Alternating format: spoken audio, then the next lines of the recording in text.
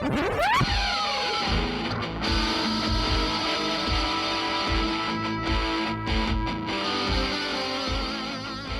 the globe to bring you the constant variety of art. It's the Tenet Podcast. I'm Todd Pearson, coming to you from the 40 West Arts District in Lakewood, Colorado. And joining me from his studio on the Road of Enchantment, you know him as quite possibly the most interesting man in the world, my brother in art, Wes Brown. Hey, brother. How you doing, my friend? Good. A little tired today because I was out and about last night seeing some shows. Big shows last night.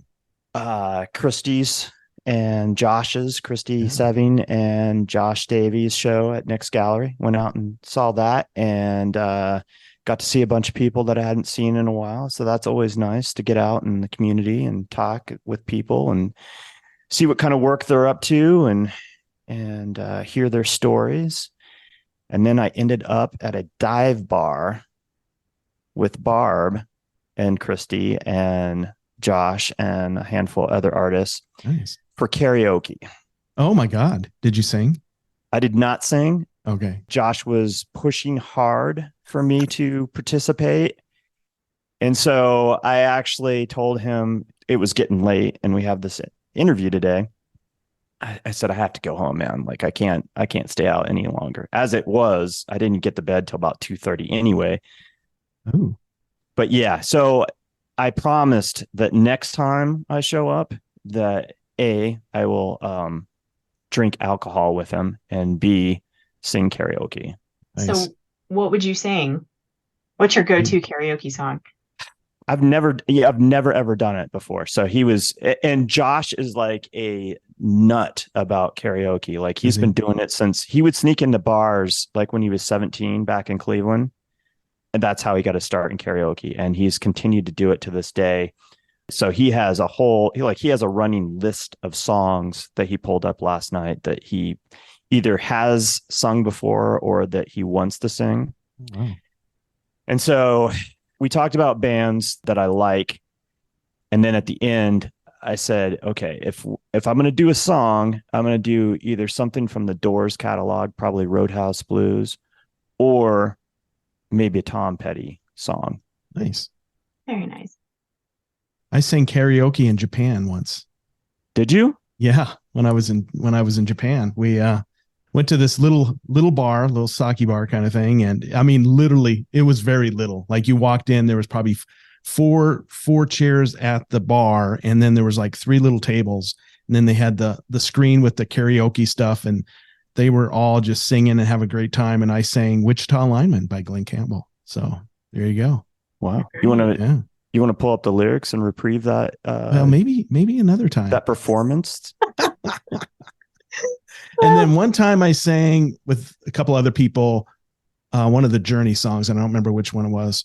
Probably, Don't Stop Believing or whatever that. Probably wow. That's a hard one, dude. You have an impressive range for that one. Yeah, well, and I'm not saying I do have the impressive range. I can hold a tune, if I have a bucket, but not too bad. My problem is I can't remember lyrics worth a darn. The old memory just doesn't work anymore. Well, that's the whole point of karaoke, right? The lyrics are there for you. Yeah. So, but so karaoke's fun.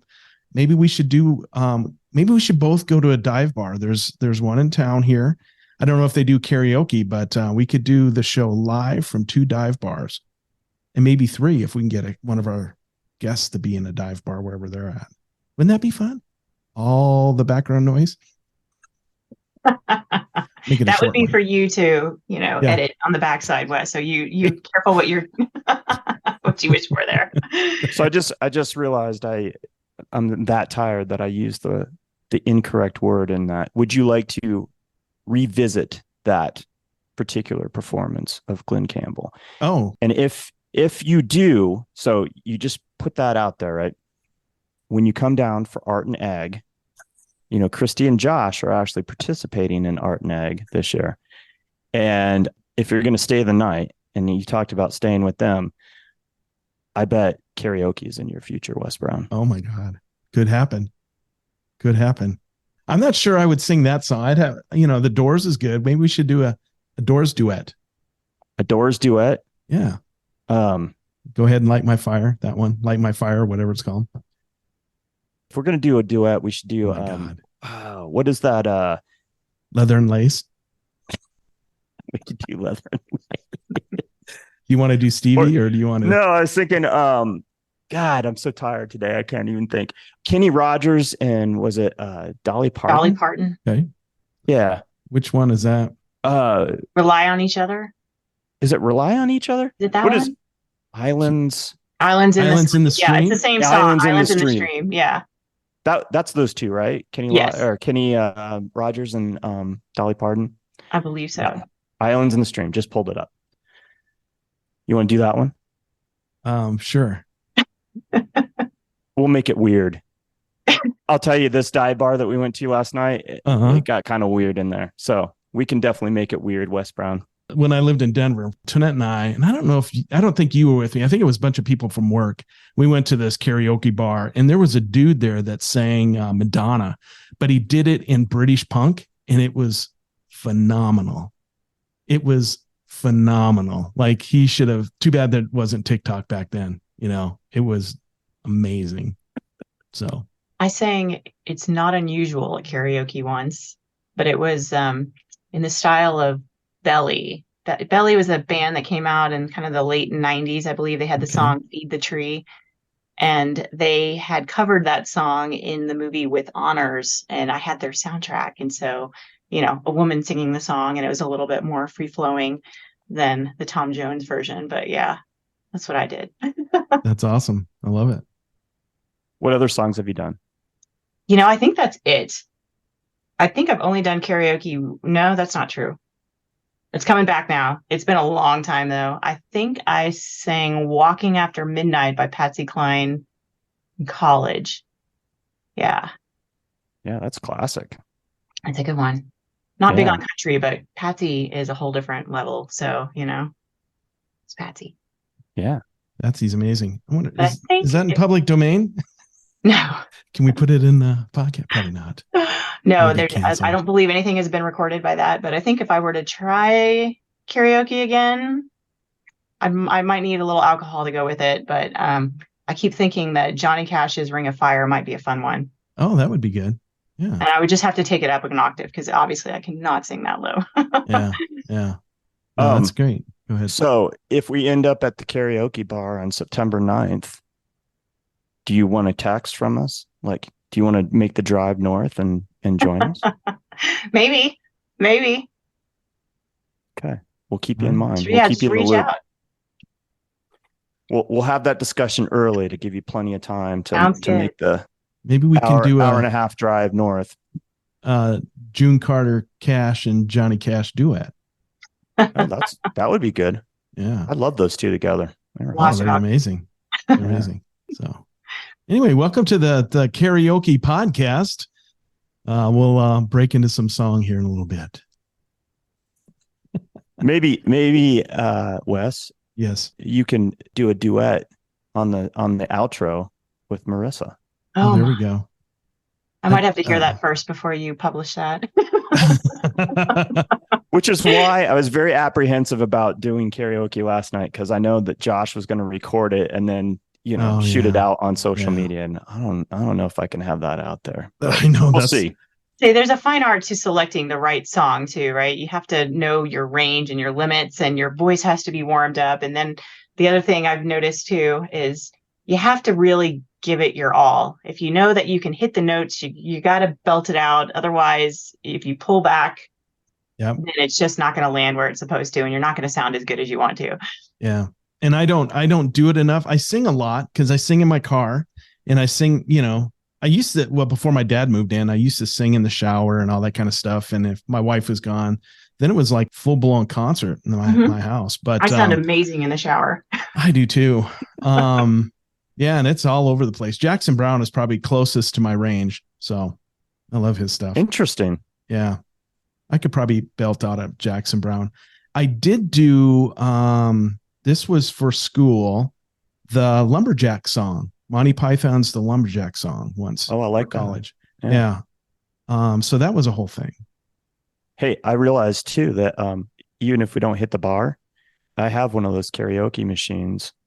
We could start that's there. Portable. We could start at the farm Wouldn't that be Maybe we just like do amazing? karaoke that day. Entertainment by Wes We'll and be the Todd. karaoke. Our tent will be the karaoke tent. There you go. And That we'll sounds have like a every plan. little kid in a like 20 block radius, like in our tent.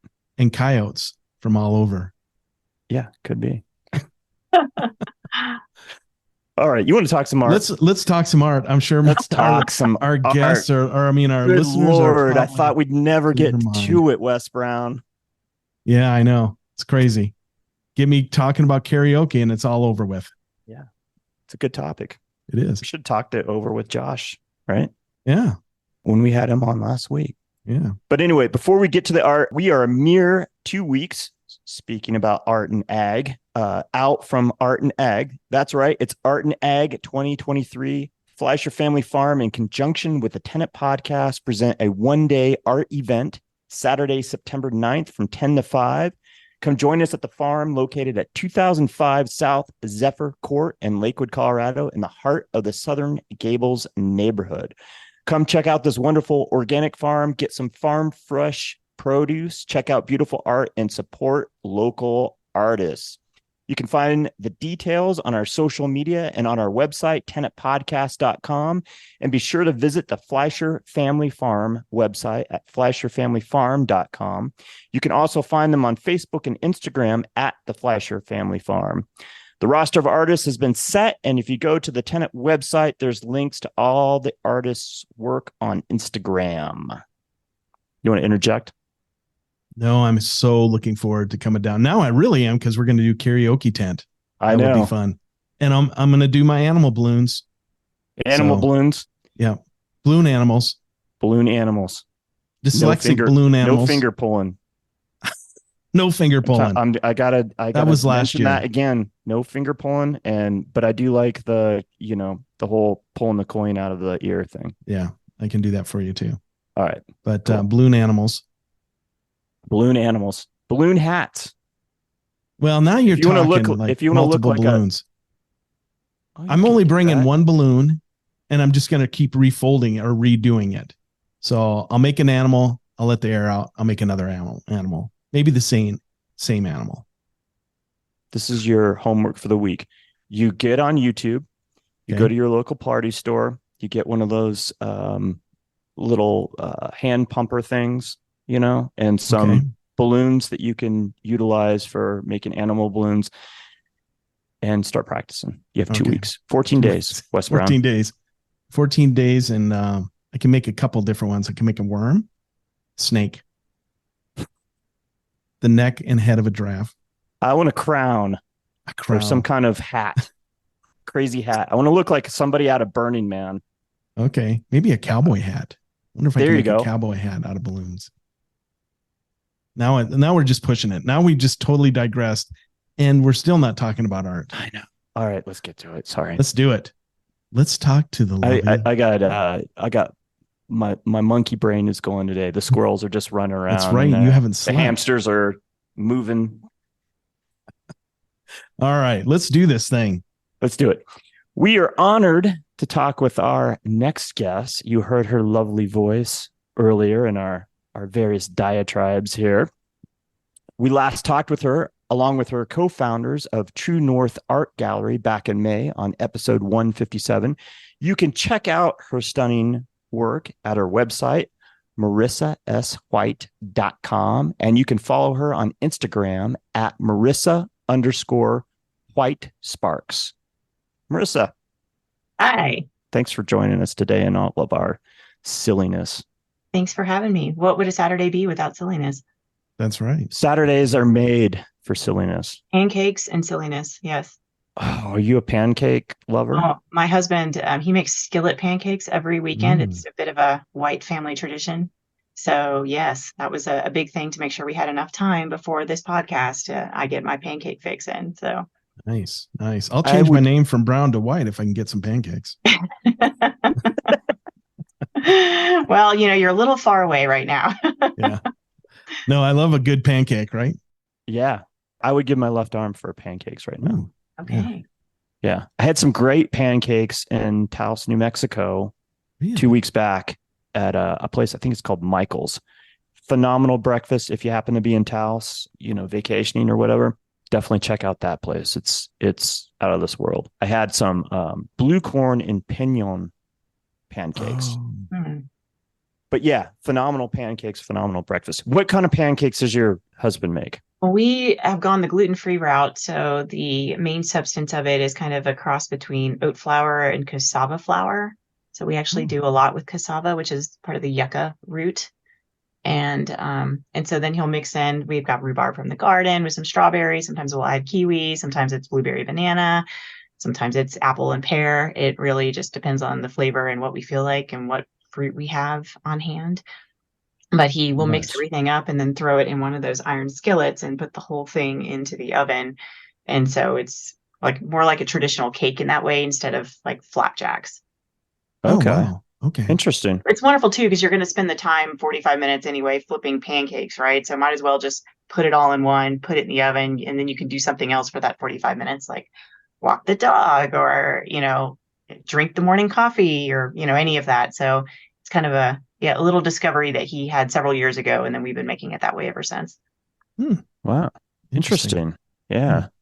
Do you have anything like any kind of sides with your pancakes? Just coffee. Just coffee. Coffee Just and tea. pancakes and coffee. Well, I mean, sometimes we'll put more fruit on top of it as well, too. But no like meat or eggs or anything like that. No, not typically. Not with the pancake. Okay. My wife hates this, but I love having an egg or two on top of my pancakes. Yes. And then you pour that syrup over there, and then you bring in a little link sausage, and I'm in heaven. I don't know. I'm kind of do that too. No, I have weirdness around some foods where it's like I don't like to mix my sweet and my salty all that often. Oh, wow. Like, almost never. Yeah. Some things shall not touch. Oh, that's funny. I love an over easy egg on top of a pancake. So I do a pancake, over easy egg, and then a pancake, and then lots of syrup and butter. And this is the weird part about me. My grandma always had Karo syrup around. I don't do maple or blueberry. I do Karo syrup. So it's straight up corn syrup. That's how I mean, there's times I take Karo syrup with me when we go out to like a restaurant to have pancakes. Yes. So straight up corn syrup. Oh my God. It'll probably kill me. Every day. Yeah.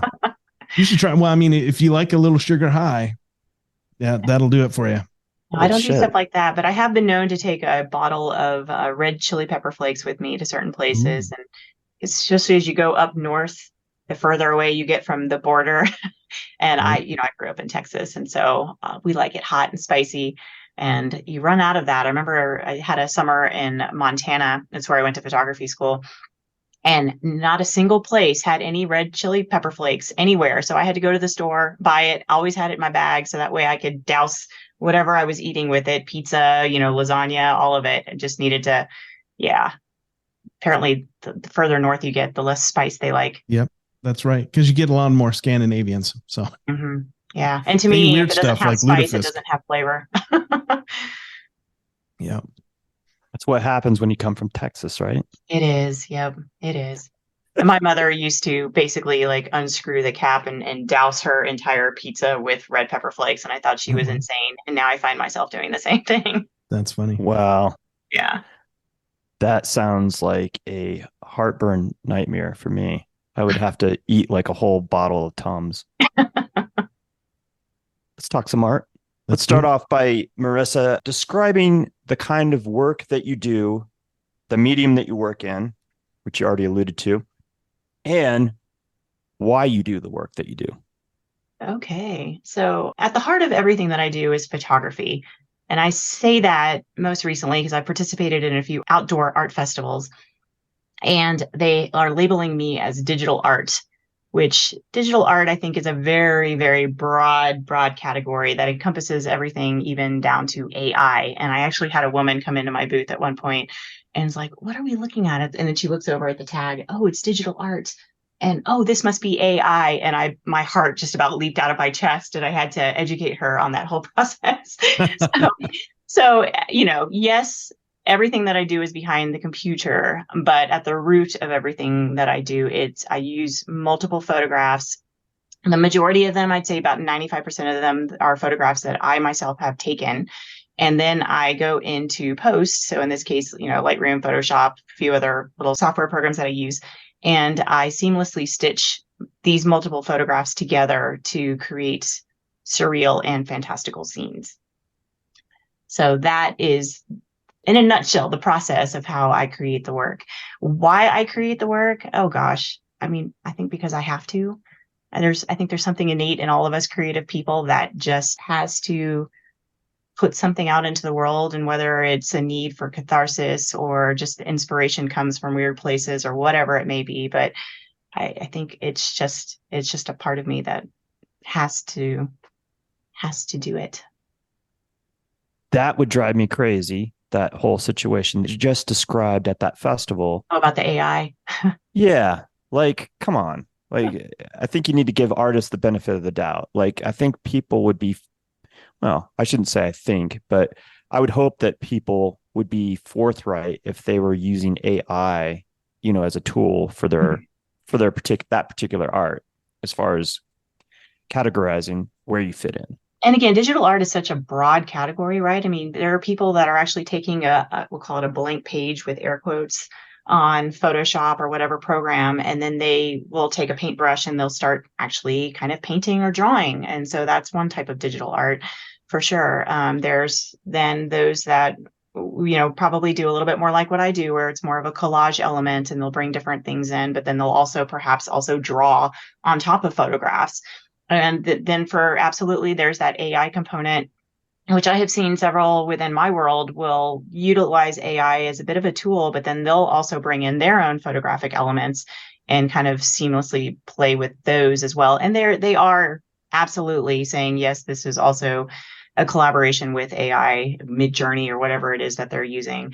And so I have seen that. And so it is, again, a very broad category. And I think as we're just kind of launching into this world, with AI being such a prominent thing in the media right now, that it's easy, if people don't ask the question or if the artist doesn't properly educate, for there to be an assumption as to what it might be, right?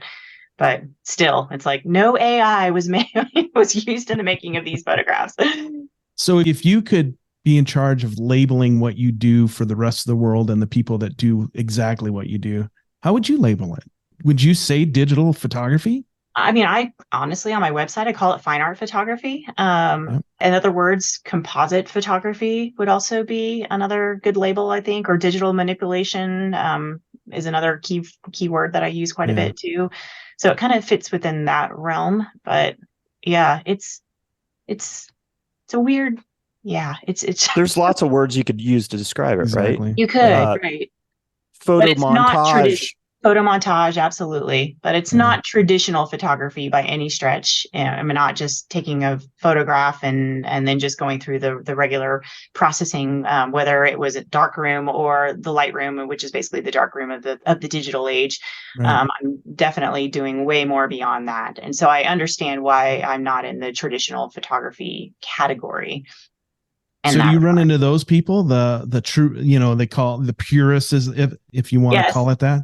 Oh, for sure. How do they react? Well, first off, I used to be one. So I got my feet wet, if you will, in the dark room. So I actually have a drawing and painting degree.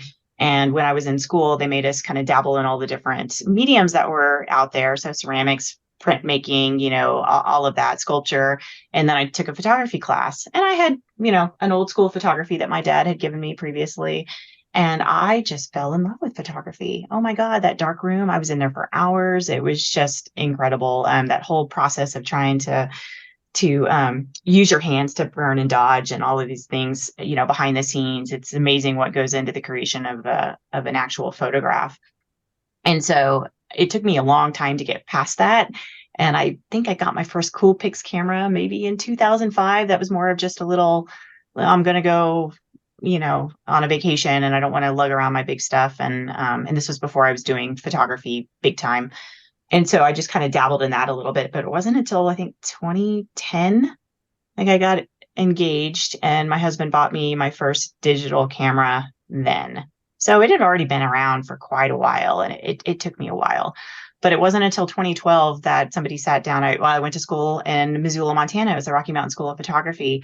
And they introduced us to Photoshop at that point. And then it's like, poof, the light bulb went off. And I'm like, oh my God, yes, this is what I've been needing the whole time. This is now I can see everything in my head, and I know I have the tools in order to make it a reality. And so it was kind of a long time coming, but yes, to answer your question, going back full circle, God, I participated in a photography portfolio review, Photo Fest in Houston, and this was back in 2015, 2016, somewhere back there. And everybody that they brought into the room, you had gallery directors, you had editorial people, magazines, you had experts within the field of photography. And there were probably only maybe 2 or 3 of them that were fairly receptive to the work that I was doing at the time. Most of them would then pick out the work that seemed a little less heavy-handed in the digital manipulation, and those are the ones that they gravitated towards, and show me more if you have more work like this or this. Wow. And so there were very few at the time that were like, yes, I really like this. And it was definitely humbling, because I think I'd had a lot of really early success in my career. And so I was thinking I was going to go into this portfolio review, and I had way too high expectations. So that note to self, and I have never carried that forward again. But yeah, I thought it was going to be a no-brainer. I was going to go in and I was going to have 1 or 2 galleries say, oh, I love your work, I want to represent you. And none of that happened. And I remember coming out of there going, oh my God, what am I doing? And should I even be dabbling in this? Is this even a viable path for me? And I kind of went into my hole for several months after that, until I finally came out. And I'm like, I mean, can we cuss on this show? Yeah, by all means. Encourage it. Get it out. It's just like, oh my God, fuck this. I really, I have to be me, right? I have to do what I enjoy, what speaks to me, what fulfills me. And if you don't like it, that's okay. I'm just going to keep doing it.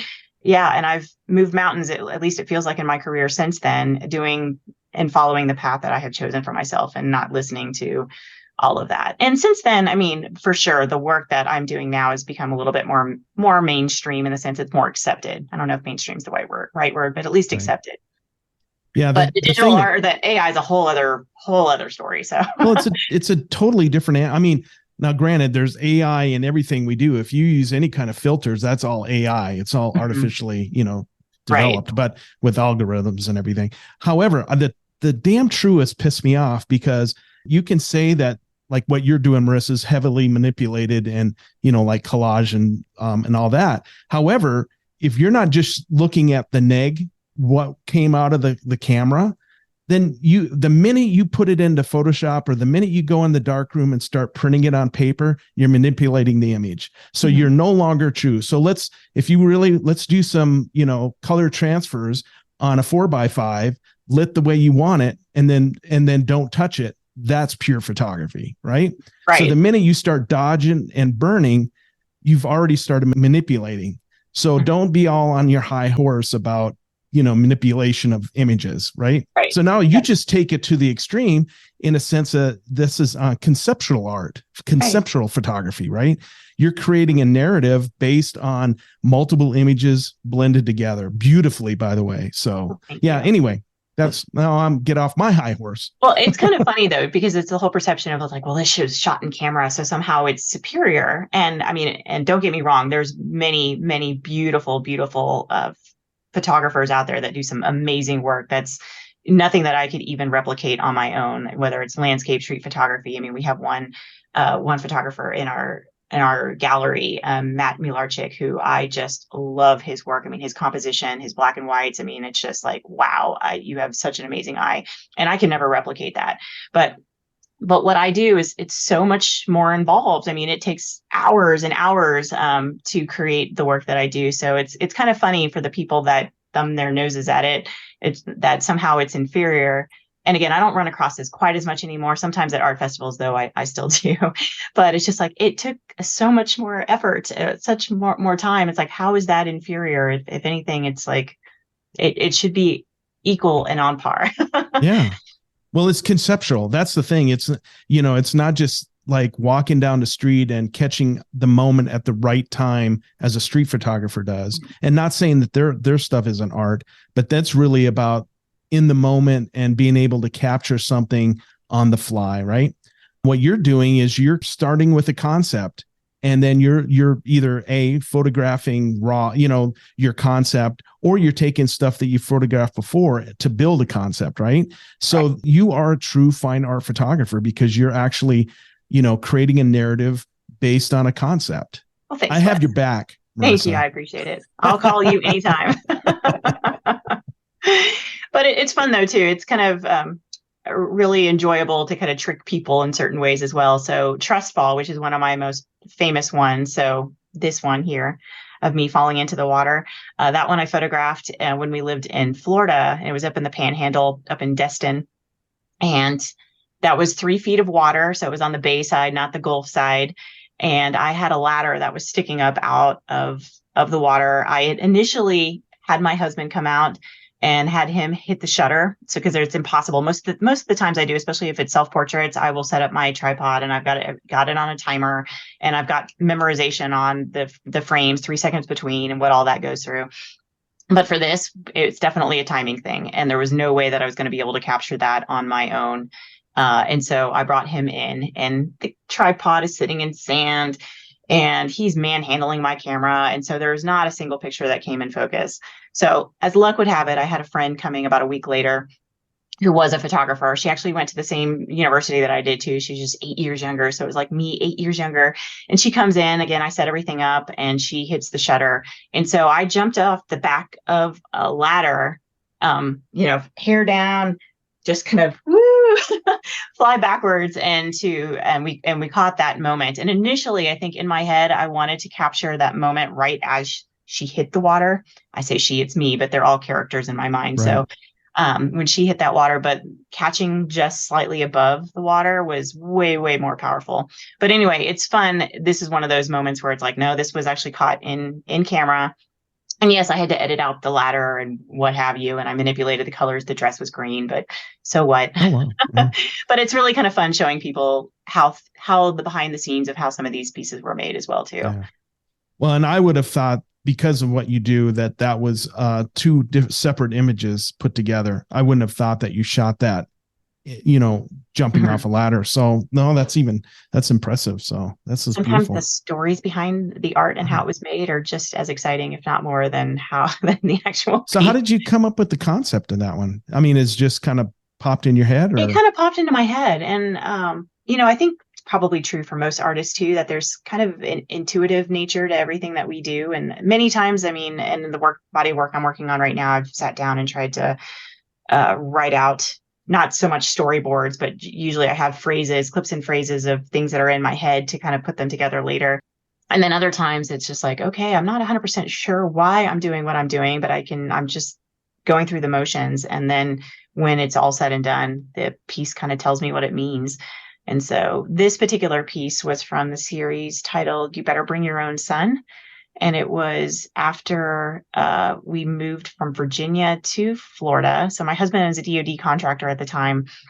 And while we were living in Virginia, I was having a great time. That's kind of where I kicked off my art career in Alexandria and in DC.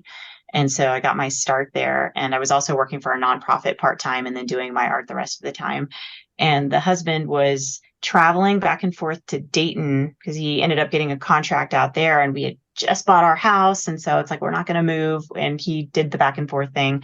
And I remember about a month into it, this is a very long story to tell you about this piece, but it's relevant, I promise. But I remember him FaceTiming me one day, and he's like, hey, I just got a call from so-and-so who's down in Florida. And mind you, this is not a sexy part of Florida. In my mind, it was like Fort Walton Beach. Destin was close by, but I mean, we're talking like up here in the Panhandle, not down here where all the action is, right?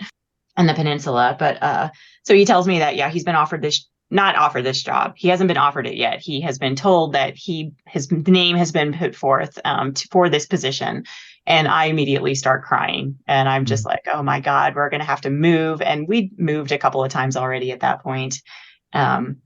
And he's like, it's okay. I mean, I haven't even been offered a job. And I'm like, no, but you're going to get it. I just feel it. I know we're going to be moving, and I was going to be uprooted from everything that I really started to become accustomed to and enjoy, and the friendships that I'd made and all of that. And so the series, You Better Bring Your Own Son, was really about kind of coping with that experience of being uprooted. There are 9 pieces in that series, and they're all kind of an emotional state that I kind of had to go through, kind of like, AA's 9-step program, or however many steps that is, to getting to the completion and arriving at the other side, I guess, either somewhat fulfilled, or at least at, with an understanding of where you need to be, and all of that. I'm not articulating that very well, but this piece, Trust Fall, was the very final piece that I had made for that. And as I'm sitting there trying to figure out what it means, and before I had even named it too, I remember Mark, my husband, who I call Captain Awesome, we will go through a lot of the images, and he'll ask me, it's like, okay, well, what does this mean, and where are we going here? And then trying to figure out what title to give it. And so that's what we were doing with this last piece. And all of a sudden, it just kind of came to me, and it's like, oh yes, that's what it means. And it's basically trusting the process, right? It's having faith that everything that's happening is happening for a reason, even if we don't completely understand why at that moment. We just have to trust and move forward, right? And so that's kind of how I guess put a bow on that whole experience, and ended up creating one of my most popular pieces too at the time. So if that was the only reason why we needed to move to Florida, then I guess it was worth it. I'm going to pull up another piece from that series, maybe. I knew you were going to pop up this piece, Todd. I just knew it. How did you know that? I just had a feeling, because it's strange and odd. So it's called Dance of the Sanguine. And this was also kind of, I think, the end of that 9-step process of me coming to realize, coming to acceptance, I guess, with the situation of being uprooted. And this one is all about kind of recognizing that there are 2 sides to every coin, and that you can choose to look at it as a negative, or you can choose to look at it as a positive. And, it's kind of like how we have control over our attitudes about things. And that's really sometimes the only thing that we have control over.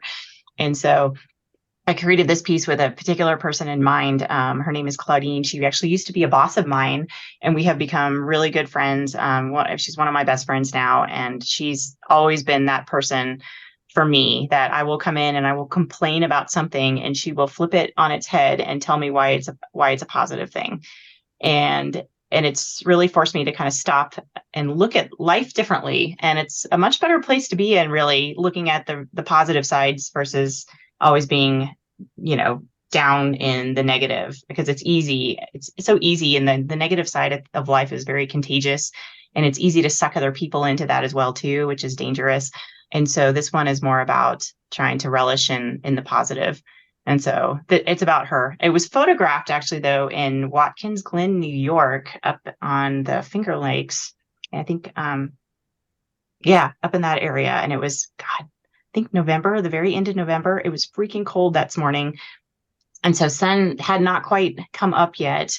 And I had photographed a friend out there in the dress, and then she was blowing bubbles into the space. And so I can't remember how long this piece took. It took a really long time to create, but it was a lot of fun. And it was one of those that I had envisioned. I knew exactly what I was going to do when I put her out in that spot, and how it was going to be at the end. But there was a lot of learning and manipulation to remove her head and build the back of this dress, and then obviously put all those bubbles in. So the It's bubbles were, piece. Yeah, it is. It's stunning. The bubbles were taken at the same time, though, right? It was, yes. Yeah. But we had to photograph them over the water, though, because they were so light that I couldn't capture them properly over the sky. So that was an interesting play to then I had to remove the bubbles and then kind of manipulate their opacity and the way that they were layered on there to make them look like they were, actually visible over the sky. Yeah. So cutting out her head, talk about that. Why did you choose to have a headless figure instead of just a figure? Well, a lot of times in my work, not necessarily the specific one, but I try to make the person somewhat anonymous. And I think that way it's easier for people to perhaps put themselves into the piece and relate to it a little bit better than if they were to see me, or in this case, her name was Shelby, really fantastic photographer. I believe she lives in Georgia, and redhead on top of that too. So it would have been a very stark contrast, I think, in that, and a very striking look. And that wasn't what I wanted to go for. But I definitely wanted to make this more anonymous, a little bit more that anybody could be in this position. And that it wasn't so much about the individual, but about the feeling and the emotion that was coming from this piece. And I didn't need facial expressions in order to do that. Right. It's a beautiful piece. I love it. Thank you. Again, when we're talking, this is my rub with the whole thing with, photomontage, right? Mhm. Like, it is photography. Like, there's so many things, so many facets that went into making this photograph. And you had to use your photographic skills and your troubleshooting abilities to figure out how you were going to do stuff like capture those bubbles, right? Because they didn't look right if you were just shooting them, against the sky. And you had to think, because it's a translucent thing, Mm-hmm. but it also reflects the stuff around it, the light around it, right? And Right. color. So all that came into play, and the thought of how you're going to incorporate these into that photograph and make it look, it looks natural. And you've blended the sky really nicely with what's going on with the bubbles, right? Mm-hmm. Yeah. And photography is a medium that has always been, dictated by technology. Like, it's always evolving. Unlike a lot of other mediums, right? Photography is always at the forefront of technology and evolving. And it, just because it's not a traditional photograph or shot on film, does not dictate that it's not photography. So I agree. Thank you. But yeah, talking about technology, I just finally broke down and bought myself a new camera this last year. And I'd had the other one, since I think it was 2012. And so the technology obviously had advanced quite a bit in those decade. And I bought a mirrorless camera, which was also a weird factor. And the fact that it's more digital and that you go through the viewfinder and it's a digital screen, it's very bizarre. But the one thing I do like about it, especially with what I do, is now I can do remote photography kind of access on my cell phone. So I can set it up and I can see myself. Whereas before I was having to kind of put in a fake tripod or something as a focal point while I'm behind the camera trying to set everything up. And now I can go into the scene, stand there, or if I'm photographing somebody else, I can even be where they are and reposition them based on what I'm seeing now on my cell phone to get them set up correctly in the frame. And then I can even press here, it'll focus. It's bizarre. It's very bizarre. So I'm still getting used to it. I'm sure I will like it at some point, but right now it's kind of that learning factor tied into it. Whereas before it's like, oh, I know how to do this all day long and I can just 2 seconds. Yeah, no problem. So what did you end up buying? It's a Nikon, because I'm a Nikon girl. My dad bought me a Nikon at the very beginning, and it's a Z2, Z7 II. Yes. Z7 II. Okay. Yeah. So I went to Namibia this past June last year, and that was the first trip since COVID. And I'm like, all right, if I'm going to go out here and photograph this beautiful, surreal nature out there, then I'm going to make sure that I've got proper gear. So I did that. And then I also bought myself one of these little street sweepers, the 24-70 2.8, which I'd never had one of these and I'd always coveted one, and decided to buy that too. So yeah, I was all prepped and prepared, and I took like 5,000 photos on that trip. So nice. It was well worth it. Well, you're in good company because all three of us are Nikon people. So sweet. There you go. Excellent. Yeah. I knew I liked you guys. Yeah. I haven't went mirrorless, but thinking about it. Well, I was going to get rid of the other camera, but then I decided to hold on to it. And when I went on that trip, I took it as a backup, and it was, a suggestion from another friend. It's like, what happens if for whatever reason technology fails and you can't use your camera? And that's the whole reason why you were here. And I'm like, that's a valid point. So I took the other camera, and it actually worked out really well because I was able to put a different lens on one camera So I had my, my 24-70 on one, and then I had the 200 to like 500 on the other, which you need for shooting wildlife out there. And many times I would go kind of back and forth, and it worked out to be a really good thing. So I'm probably not going to get rid of the other camera. It's not as good quality, but it's good enough. And yeah. And you got a lot of tools in your toolkit. So, I mean, even if you hadn't bought the new camera, right? Yeah, you'd still be fine. You'd still be doing the same work. I think people get really hung up in equipment a lot of times, They do. I think what the impetus for me moving forward on a better or newer camera, I should say newer, was that the dial started to stick a little bit. So I would try to advance, my shutter speed or my aperture, and it wouldn't move.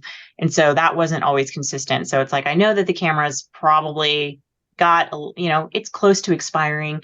It's on its last leg. It's coming close, but that was the main thing. But yeah, no, God, when I went to photography school, I ended up getting my photo on the front cover of their catalog. And at the time I was using a really low end camera. It was not even a full frame. I mean, it was definitely not as good a quality as some of the professional. It was not a non-professional digital camera essentially, and made the front cover of their catalog. So it's really about the person's eye and what they can do with it, not necessarily the equipment. It's the old adage that the best camera is the camera that you have with you. It is very true. Very, very true. I absolutely adore this series that we've been talking about. I'm going to pull up one more image before we move on. Okay. Just because this whole series, as I was revisiting it yesterday, I don't know. It's just exquisite. I love the thought behind it, and I love hearing you talk about, how it came about. So this one is called Uprooted. Mm-hmm.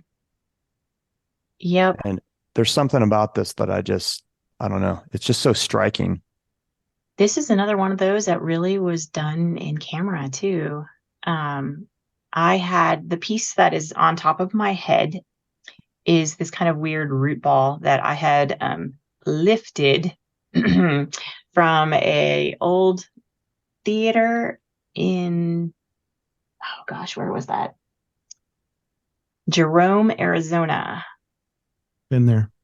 It was one of those old high schools that had been repurposed into art studios, and we were allowed into the theater space. I'm probably going to get in trouble for saying all this, but we were allowed in with permission. However, I came across this just kind of weird little root ball, and I decided, because that place was just junked out, there was just shit everywhere, and I just like, they're not going to notice if this goes missing, and so I took it home with me. I still have it, actually.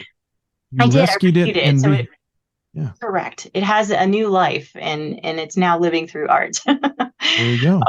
So this one is, after we'd already moved to Florida, and I was working from home at the time too. And of course, because it's Florida and there's sand everywhere, there was really no carpet in the house that we were renting. It was just tile everywhere. So I got down into my skivvies and had my tripod up on top of the kitchen counter. I think we had a counter and then a bar. I think it was even up on the bar, and looking down, and shot maybe 10 or 12 frames total on this. I was able to nail it pretty quickly. And then the only thing I had to do was go in and remove the grout lines. That was the biggest thing. And then I just love the monotone feeling of it, and just kind of that, the emotion. Obviously, this one's called Uprooted. It was very much tied to the whole experience of being uprooted. But yeah, it's the perspective too. A lot of times my images are a little bit more, normal vantage point, but the perspective of looking down on this one was really kind of lovely too. Yeah, absolutely. Compositionally, it's beautiful. I think it's laid out really, really well. Thank you. I love it. Yeah. I love the contrast, and I love how you composed it with, the foundation of what makes a great photograph, the different values. So dark on light, light on dark throughout the whole, as it gradates, and in the background behind you, to the lighting that's hitting you, and then the actual root bulb that you have on top of your head. Mm-hmm. You spoke earlier about this compulsion that a lot of artists have to create. Did that start early on in your life for you? Oh, for sure. I I joke. I grew up in a family of scientists too, so I'm a bit of an oddball, the black sheep of the family, I say, although my sister always rolls her eyes at me when I say that. But yeah, I I have a picture of her when she was little, and she had drawn the entire digestive system on a chalkboard and was teaching her imaginary kids in her class. And this was when she was probably 7. But me, I'm in my bedroom and I'm drawing and painting and doing all things in my own way. And so they all have science degrees. I'm the only one with an art degree. Yeah, I used to draw pictures on the side of my math homework and whatnot and turn those in. And yeah, I've taken art class for as long as there has been the option to take art classes. And even while I was in high school taking classes at school, I then also had kind of a scholarship to go to the Glassell School of Art in Houston. And I did that every single weekend while I was in high school too. So Nice. it's always been a part of me. Now, your family being more science minded and not really necessarily artistic, I guess, but probably artistic in their own ways, because science, I think, is an art, right? Mhm, for sure. Were they very encouraging in your artistic endeavors? My dad for sure was. I have this one memory of him. He was a salesperson. And so he knew how to talk to people and go in and just be with strangers and whatnot. And I remember him one time, I think, taking me down to Galveston. So I grew up in Houston. He took me to Galveston with a collage that I had created and without an appointment or anything. I mean, something that definitely would have been, discouraged now, and knowing what I know now about galleries, you're not supposed to just kind of walk in and bombard them with your artwork. But I think it was probably a little disarming for this father to be bringing his daughter in and, oh, take a look at this piece that she's created. And I, show it to them and, they say a lot of things. Of course, they didn't offer me gallery representation, but, wasn't expecting that. I think he just wanted me to kind of get the feel of going out there and just trying to share my work. And so, yeah, he was very encouraging of that. And I remember coming home from college, and we always had this tradition too, where we would take our cameras and we would go out and like photograph the holiday lights together, and it was just something that we did. So, mom, not so much. I think she has a hard time understanding the creative mind, and she was definitely brought up with more of a scarcity mindset and, very risk adverse, at least in that realm, and didn't, her words, want me selling my artwork on the side of the road. So it was very important that I went to school for a well-rounded education at a university, even though I did get a small scholarship to the Kansas City Art Institute. No, that wasn't happening. And, and I have to thank her at least I decided to minor in business, which is not something that most of us artists did. And it has proved to be very beneficial in a lot of different ways. So I'm grateful for that. But yeah, it's been a bit of a struggle. And I think that concern of hers definitely translated to me in a lot of different ways. And it took me a long time to fully embrace being an artist, or even believing that I could actually make a career out of it and survive selling my artwork, not on the side of the road, but, at art festivals and in galleries and, and all these different places. So that's definitely been a personal challenge of mine to overcome. And I think there's a lot of fear that has been pulled into that. So I've got little sayings all over the place. I think some of the narratives in my artwork is about overcoming fear. I have a little note on my computer that says fear killed more dreams than failure ever did. So yeah, it's been a ride, but my husband has been the one who's been terribly encouraging. And when we first got together, he took a look at a photograph that I had created. And at the time I owned a payroll company. So that's a whole other story in its own right. But he was just like, why are you doing payroll when clearly you've got an eye here? Maybe you should be focusing on this. And so he's encouraged me the whole way. And now I've been full time for a little over 2 years. Yes. It's kind of exciting. That's fantastic. Congratulations. Thank you. That's awesome. And exciting. What else was encouraging or influential the early part of this journey with art? So I started making some other photography friends that do similar work. And we all got together at a photography workshop in the south of France. there were maybe 16 of us, I want to say. And we all fell in love with each other and actually got together 2 more times, one to Iceland and then another trip to Sedona, Arizona. And so the whole time we're together, it's basically living, breathing, eating, photography, modeling for each other, just playing. And some of them were having some really decent success. And I think seeing that success was inspiring for sure. And also proof that, hey, I think this is possible. It's possible. It's not just a pie in the sky dream of mine, that it can actually happen.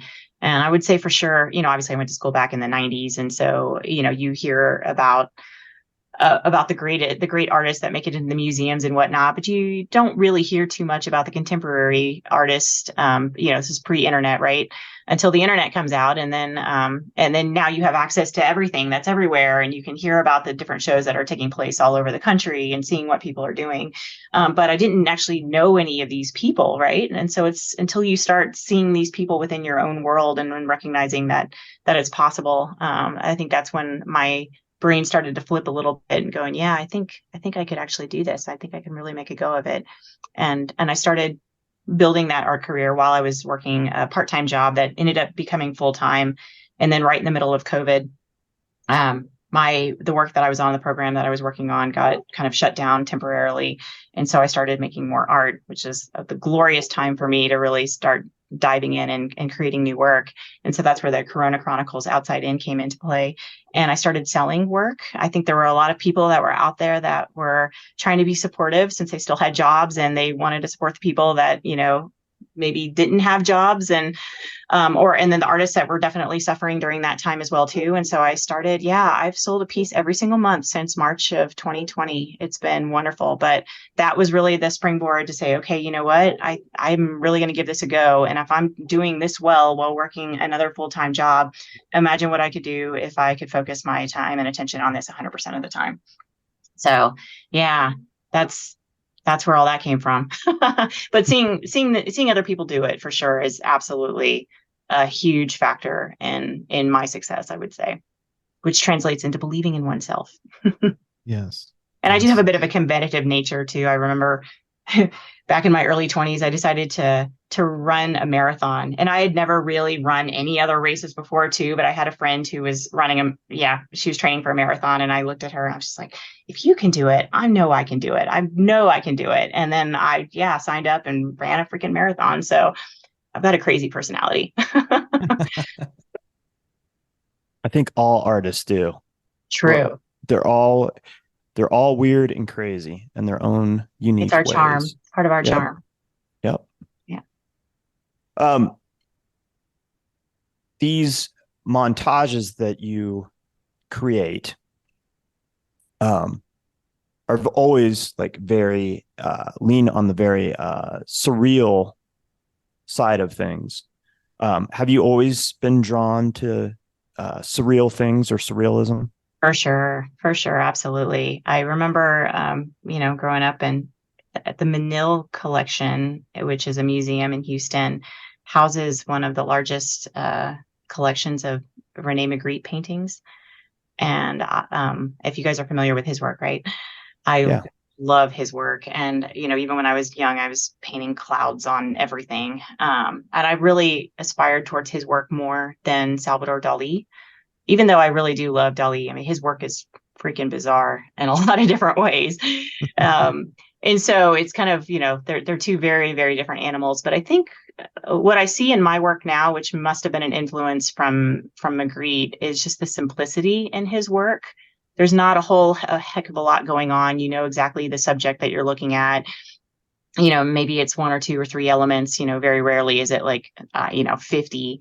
So, unlike again with Dali, where there's a lot of stuff going on and morphing body parts and all these other things. So, but yeah, ever since I was in high school, I was always, I don't know, trying to make people fly and putting clouds in weird places and all of that. Yeah, that's always been kind of my go-to style of work.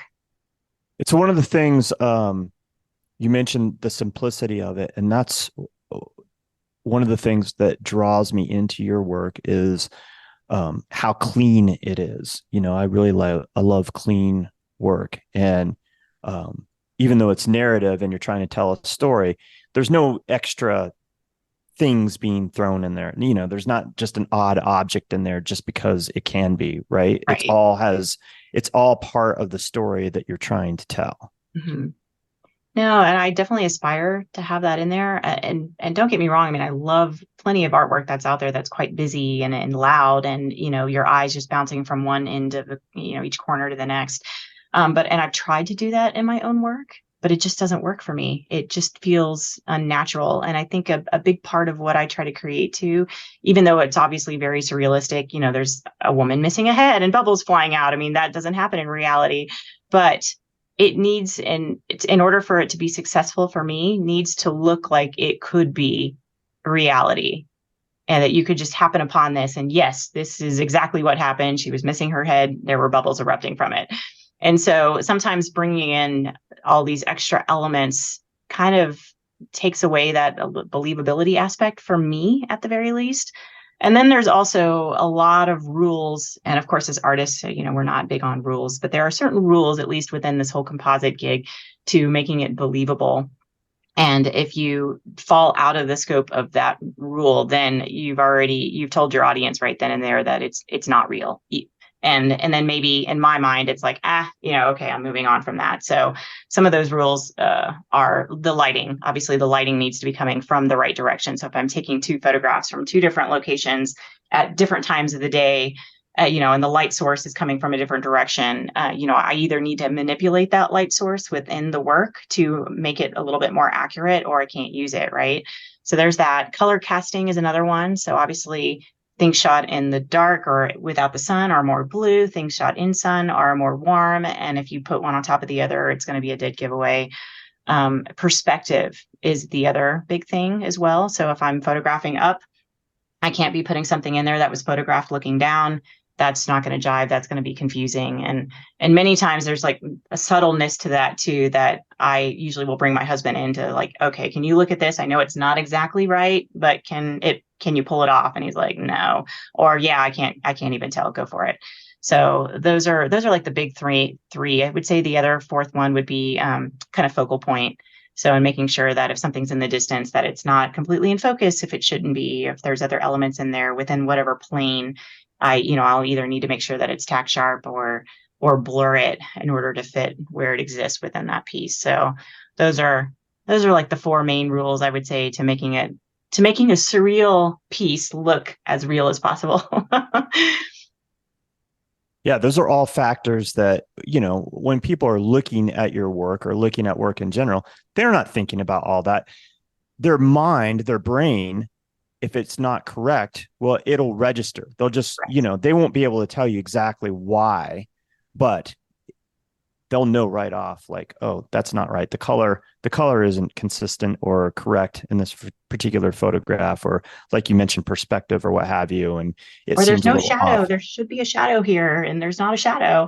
Yeah, there should be a drop shadow there or whatever, Do you get anal to the point where if you're incorporating certain elements that you not only being on a tripod, which always helps, but also are you like measuring like height of your tripod and paying attention, making notes, like I was at this focal length for this element, so I need to have, keep it kind of consistent, anything like that? I'm not that anal, thank God. It might actually be easier, but that just considering about like how many photographs I take too. No, I think I'm usually fairly good. And the last finishing touch that I do to a piece after it's been properly composited is I will usually put a little bit of a texture layer over top of it, which gives it a bit of a painterly feel. And I'm sure that's my drawing and painting degree coming out in there, but I kind of like that. Like, is it a photograph? Is it a painting? What am I looking at? And so that kind of blurs things ever so slightly as well too. So I do have just a little bit of give in there. And then also, again, things that are in the distance or too far in the foreground, I can blur a little bit as well. So there's the gift of the tools and knowing the tools and how to use them in order to make it work for what I'm trying to do.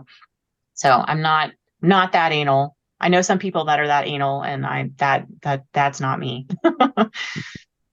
You talked about your love of clouds and painting clouds in your youth, and you've carried that into your current work. What's the draw with clouds? Oh gosh, there's something just, well, first off, I used to travel a lot for work and I was always sitting out the window, staring out the window of a 737 with my headphones on and just watching how everything just changes outside. And I mean, the clouds are kind of mysterious in their own ways, right? It's like, is it a solid? Is it a gas? I mean, it can hold water and erupt and precipitate onto the ground, but somehow it's still managing to float in space at the same time. So there's just this curiosity to how they even exist to begin with in that sense, and how they're constantly morphing. I mean, they don't last but for a second. How you can see shapes in them, how they're basically a timestamp of the mimic of wind in time for just a brief moment, and then it moves on. So it's just that ever changing moment. Kind of makes you appreciate, I guess, time for when you see it. I mean, there's no two clouds that are the same either, right? It's just, there's just, yeah, this kind of fascination and curiosity with this nebulous entity, if you will. Yeah. And it kind of creates a good metaphor for things that are unknown and ever changing. I want to pull up an image here since we're talking about clouds, and you mentioned this series before. Certain these clouds go somewhere. Mm-hmm. This one is called Swimming Between Dimensions. This is a Yes. fantastic piece. Thank you. Thank you.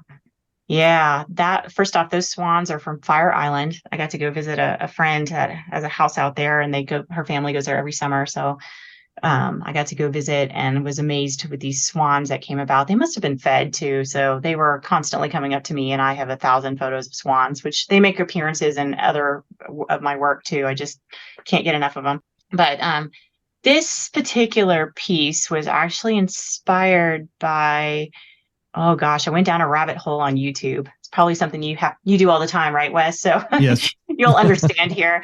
But somehow I got on the topic of like string theory and interdimensionality with my husband. And next thing you know, I am going down the rabbit hole of Carl Sagan YouTube videos and talking about, three dimensions versus the many, I don't know how many dimensions that they're stated are out there, maybe somewhere like 20 or 21 dimensions. But he's explaining to us how we understand that there are other dimensions out there, and how energy kind of goes through all of the different as waving filaments into all the different dimensions. And he gave this kind of fun example too of like, hey, if you're a two-dimensional person and you only see things in one plane, then if something were to fall into your purview, your viewpoint, perspective, then you're not going to see it until this exact moment.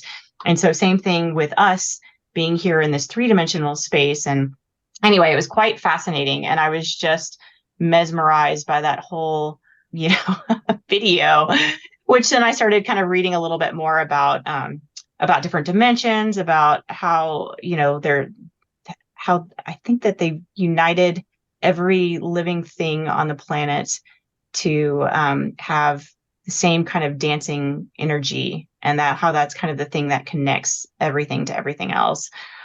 Yeah, I feel like I'm talking in circles, but that's how this piece was born.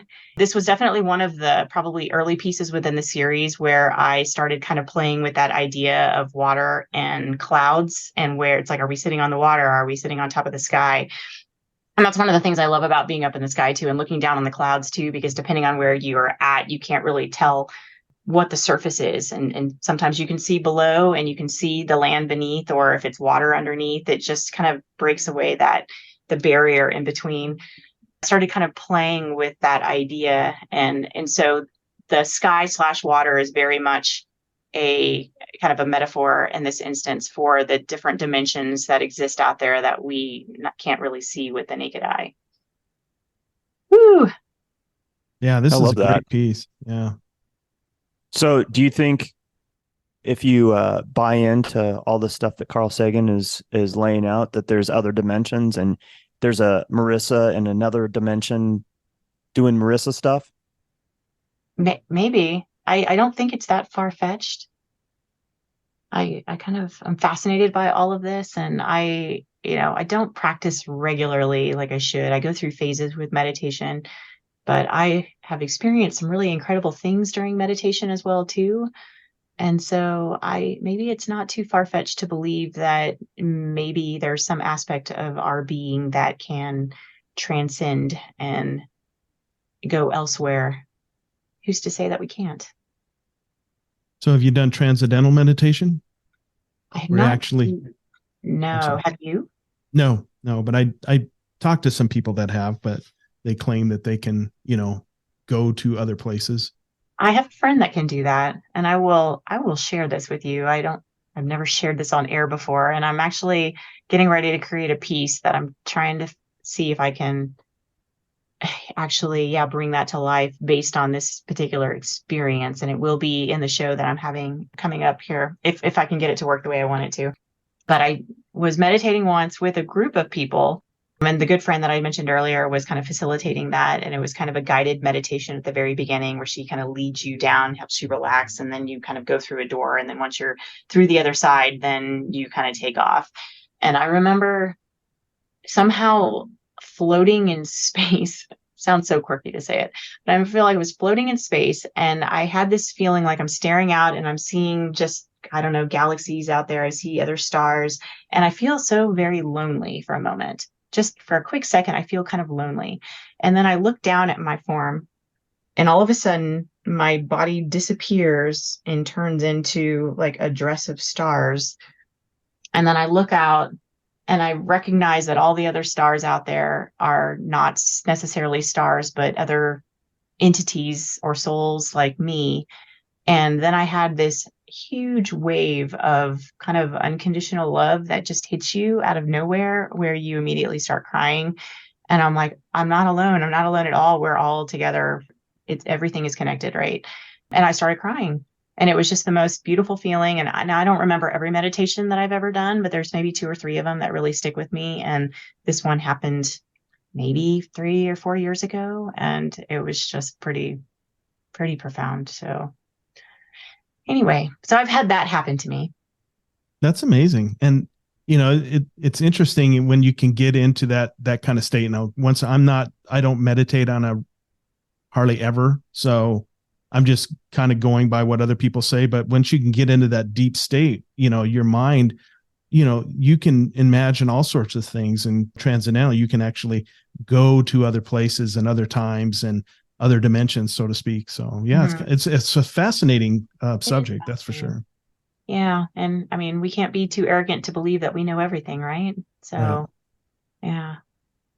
Anyway, I've tried to dabble in like, oh gosh, what is it called? It's not like bilocation, but it's kind of like that. It's astro projection. Oh, Yes, okay. I have been unsuccessful.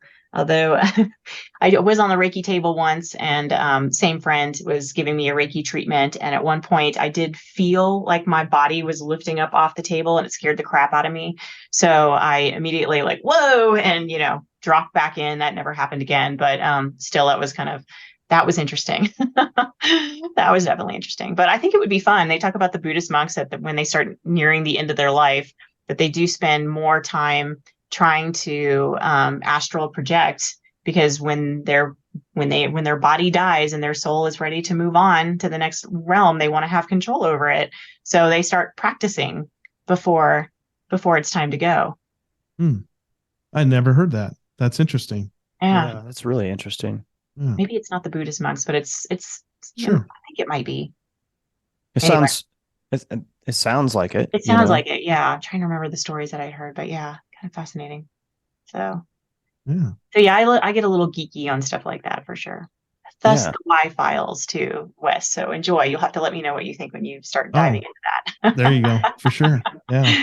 No, I'm looking forward to that. So I love this kind of conversation because I'm always interested in, something a little different, Mm-hmm. Mm-hmm. Yeah. So do you consider yourself a pretty spiritual person?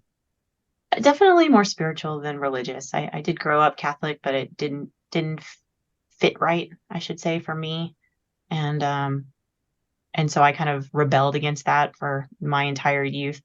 And even to a point too where even as an adult, I would kind of struggle with getting into conversations about God and actually using the word God, because in the way that I felt like I was brought up, where it was very much it's a he, first off, which I struggle with. And then it's the idea of he loves you no matter what, right? But you're going to be damned to hell if you do anything wrong. And it's just like, that's a very conflicting idea, isn't it? Right. And so it just seemed like there was a lot of hypocrisy surrounding it. And then, some people that seemed very religious around me were then also the most judgmental people that I had been around. And so I struggled with it for a long, long time. And it wasn't until actually I moved to Colorado and met my friend, Julie, and she's been kind of practicing that more spiritual mindset. And I'd always been kind of fascinated in that, but also felt like I had to keep it a secret because that was also frowned upon by religion, right? It's like, no, you can't dabble in astrology because that's like whatever. It's pseudoscience. It's not real. It's, witchcraft or whatever. So I felt like I kind of kept that a little bit close. But then engaging with her and seeing that there was another side to it, and that really at the end of it, it's all the same thing. It really is. It's just masquerading, as different in different ways to appeal to whatever group that it needed to appeal to, right? But it's all the same thing. And at the root of everything, I think, is really just trying to find love and be loved. And that's what it is. And so it kind of helped me put a little spin on it and be more accepting, at least of everything. So that I'd say this has, for sure been a new kind of revelation and experience for me over the last 6 years. Yeah. Yeah, that's and it's fascinating. definitely translated into my work for sure. So that whole certain these clouds go somewhere is definitely was birthed out of this experience. So one of my questions, this is going to change a little the subject a little bit, but when you're putting together a body of work, when do you know like you've had enough images collected? Or do you start with like the one had 9 images, right? And you're, is that part of the concept? Or do you just feel like this fits this body of work and I'm going to put that here? I think when I first started out, the pieces were a little bit more kind of a one-off here and there. And that was some of the critiques that I got at, portfolio reviews and whatnot, that it needed to be more of a consistent body of work to come together. That was always a challenge at the very beginning. But then I think over the last maybe 3 or 4 years, it's been a little bit more of a deliberate focus to try to make sure that they feel very consistent. And it's something I'm struggling with right now for this current show, because I do feel like things are a little bit all over the place. With the Cloud series in particular, that one, it just kind of kept going. And I probably created another 4 or 5 pieces that really weren't good enough, I think, to make it into the series.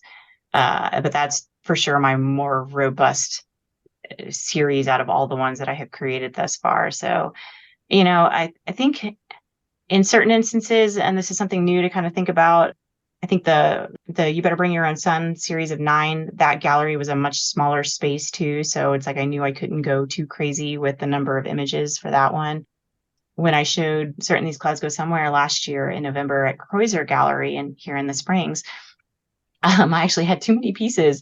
They were too big. And I think she had a couple lop over into the other rooms in order to get them all out. And so I'm trying to be very thoughtful about that for the G44 show coming up in October, because, Gundy's space is quite smaller than the room I was in Kreuzer. So I want to make sure that I have enough in there to fit the walls, but not too much to where it's overwhelming. And so I definitely have a number in mind that I think the magic number is kind of sitting somewhere like 13 or 14 for this particular show. So. And then, are your pieces uniform as size? Do you print the same size all the time, or do you vary it up? I vary it up. So I do sell the artwork mainly in 4 different sizes. For my more popular pieces, I've opened up a very small edition, like a 6x6 edition of 25. Those don't go for every single piece that I've created, though.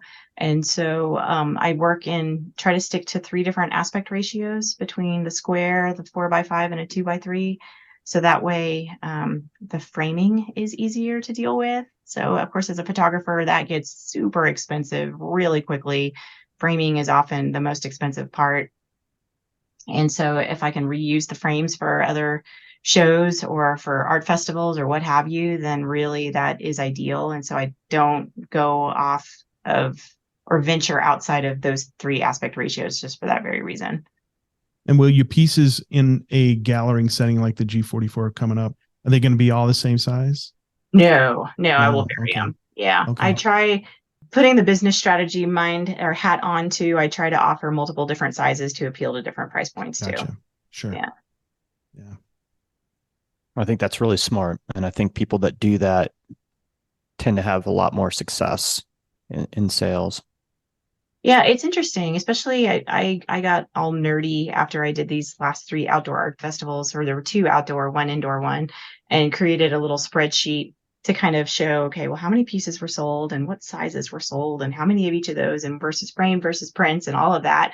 And there's really seems to be no rhyme or reason really across the different festivals. But obviously, the lower the price point, those are easier to part with. And so, people are able to part with their money a little bit easier if it's not thousands of dollars, if it's just hundreds.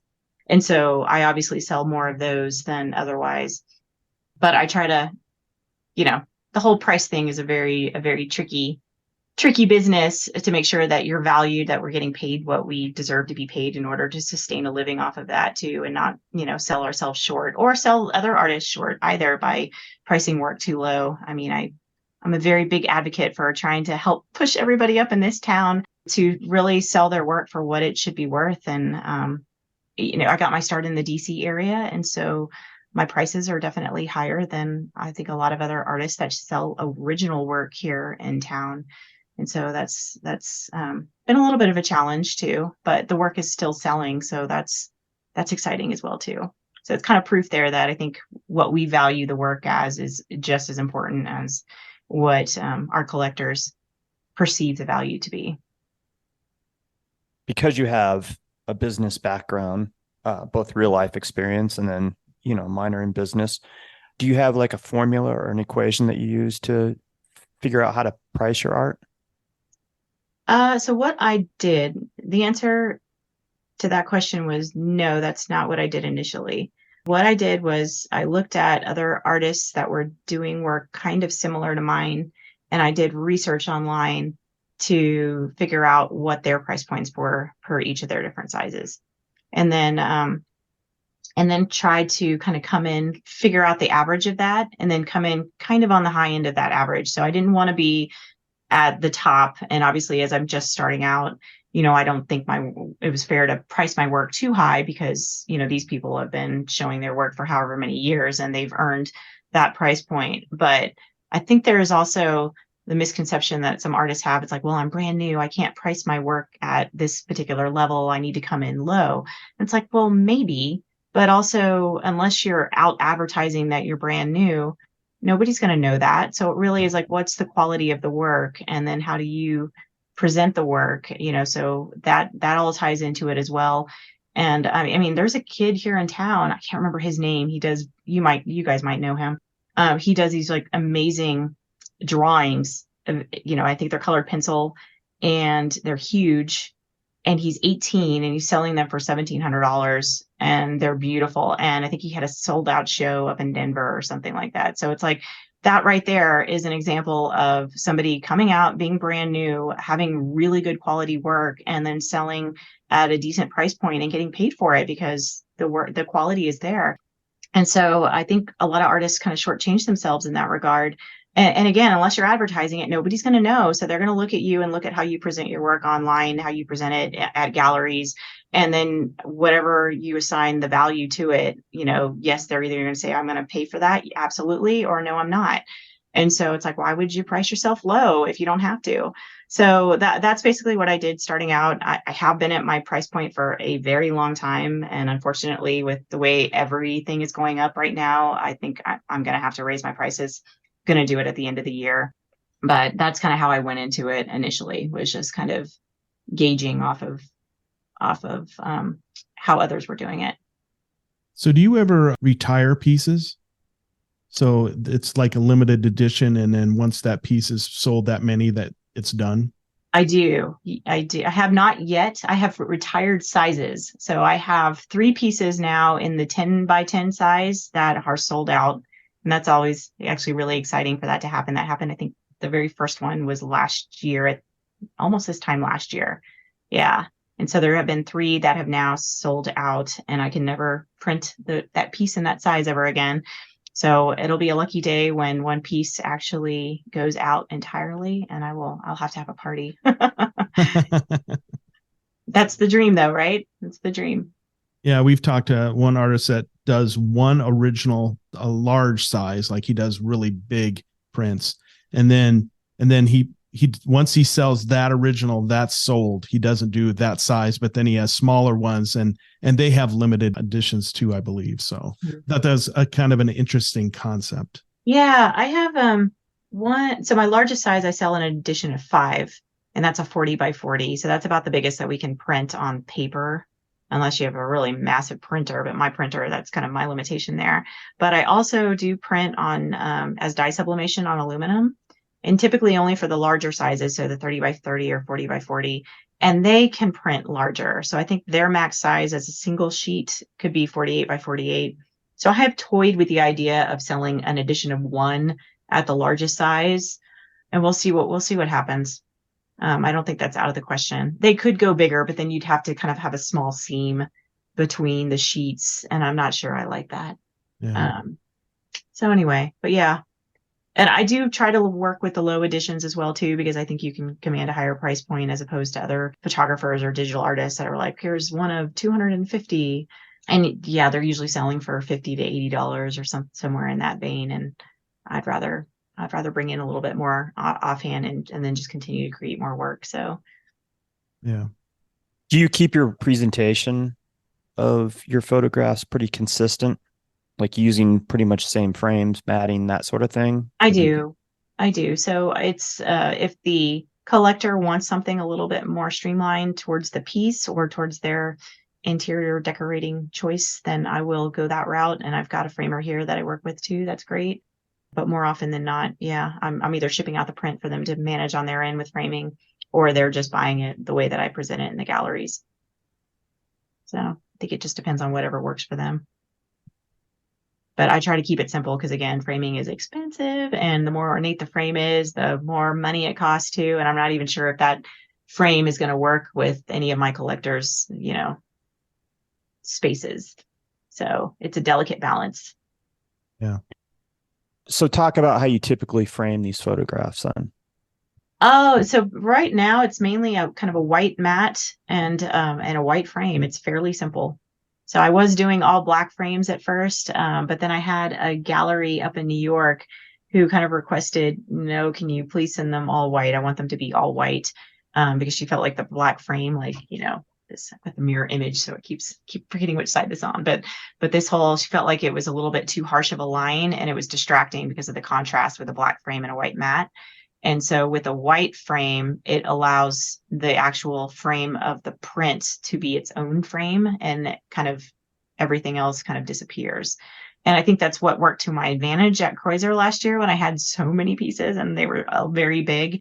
And she had to put them quite close together, probably closer than she would have liked to, in order to make them work. And I think the only reason it worked is because there was white on white and next to each other. So it gave the illusion of more breathing space around each of the prints. That makes total sense. But it's one of those visual cues that, again, most people couldn't put their finger on it, but they know when it works and when it doesn't work. Right. And that black frame really does contrast, especially in the square format. Mm-hmm. It really kind of like draws your eye to the edges. It does. And with a white frame, it definitely pushes that image forward, and that becomes your focal point, right? Yep. So I still have a few black frames that I'm trying to see if I can get rid of and put those in other shows. And, some are selling here and there. And then I'll probably go exclusively to white after that. Yeah. Yeah, that's interesting. I haven't given it much thought about, the color of the frame. I'm so used to black frames, white matting. So, yeah. Mm-hmm. Yeah. I think it works pretty well. Yeah. I want to talk about one more piece from this Certain These Clouds Go Somewhere series. And this one is, I just adore this piece, but it's called Billowing Out to Somewhere. Talk about this piece a little bit. Oh yeah. This is kind of one of my meditation pieces, that kind of that questioning of where do we go when we travel, right? Or when we meditate. And this particular piece though was photographed in Namibia. So I love telling the backstory of some of these pieces, but oh gosh. It's the place was called Kolmanskop, and it was an old abandoned diamond mine that was occupied by the Germans in the early 1900s. And they came in, they discovered diamonds there, they went to town. It sits about 15 kilometers off of the Atlantic, and they had a little town out that sits right on the coast called Luderit. There was nothing else around this little village, and they must have built 30, 40 different houses.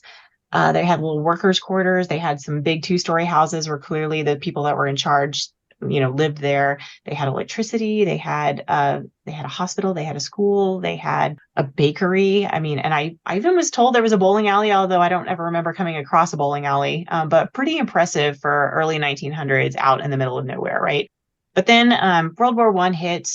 Then the diamonds kind of started to dry up from where they were mining, and they got wind that there were diamonds in South Africa. And so they up and just vacated the place practically overnight. And since the last 100 years or so, broken windows, open doors, Mother Nature, with the wind blowing off the Atlantic Ocean, has consumed this place. And so there was actually sand in all of the houses. It was just incredible. And I remembered seeing some of these photographs from other people visiting this from many years ago too, and just being fascinated by it. And it's like, where is this at? I'm like, Namibia, like, where is that even? And just thinking again, pie in the sky idea of like, oh, well, that would be nice. That's never going to happen. And then I had an opportunity and jumped on it. So, oh my gosh, yes. Oh, go ahead. I've seen other people take photos of that place.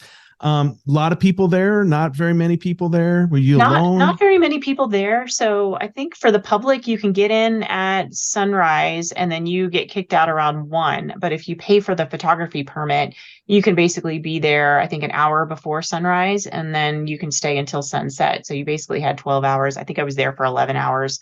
I missed 4 buildings that I didn't make it to, and I was so tired.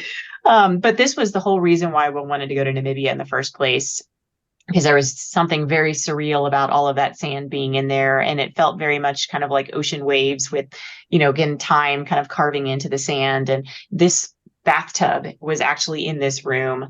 And then there's the remnants of the period too, where you can see, I mean, they had painted the walls. And so that the green color was actually on the walls, and you can see the stenciling that is up at the top of, the window line and whatnot. So all of that was fairly well preserved in these rooms. It was just so beautiful.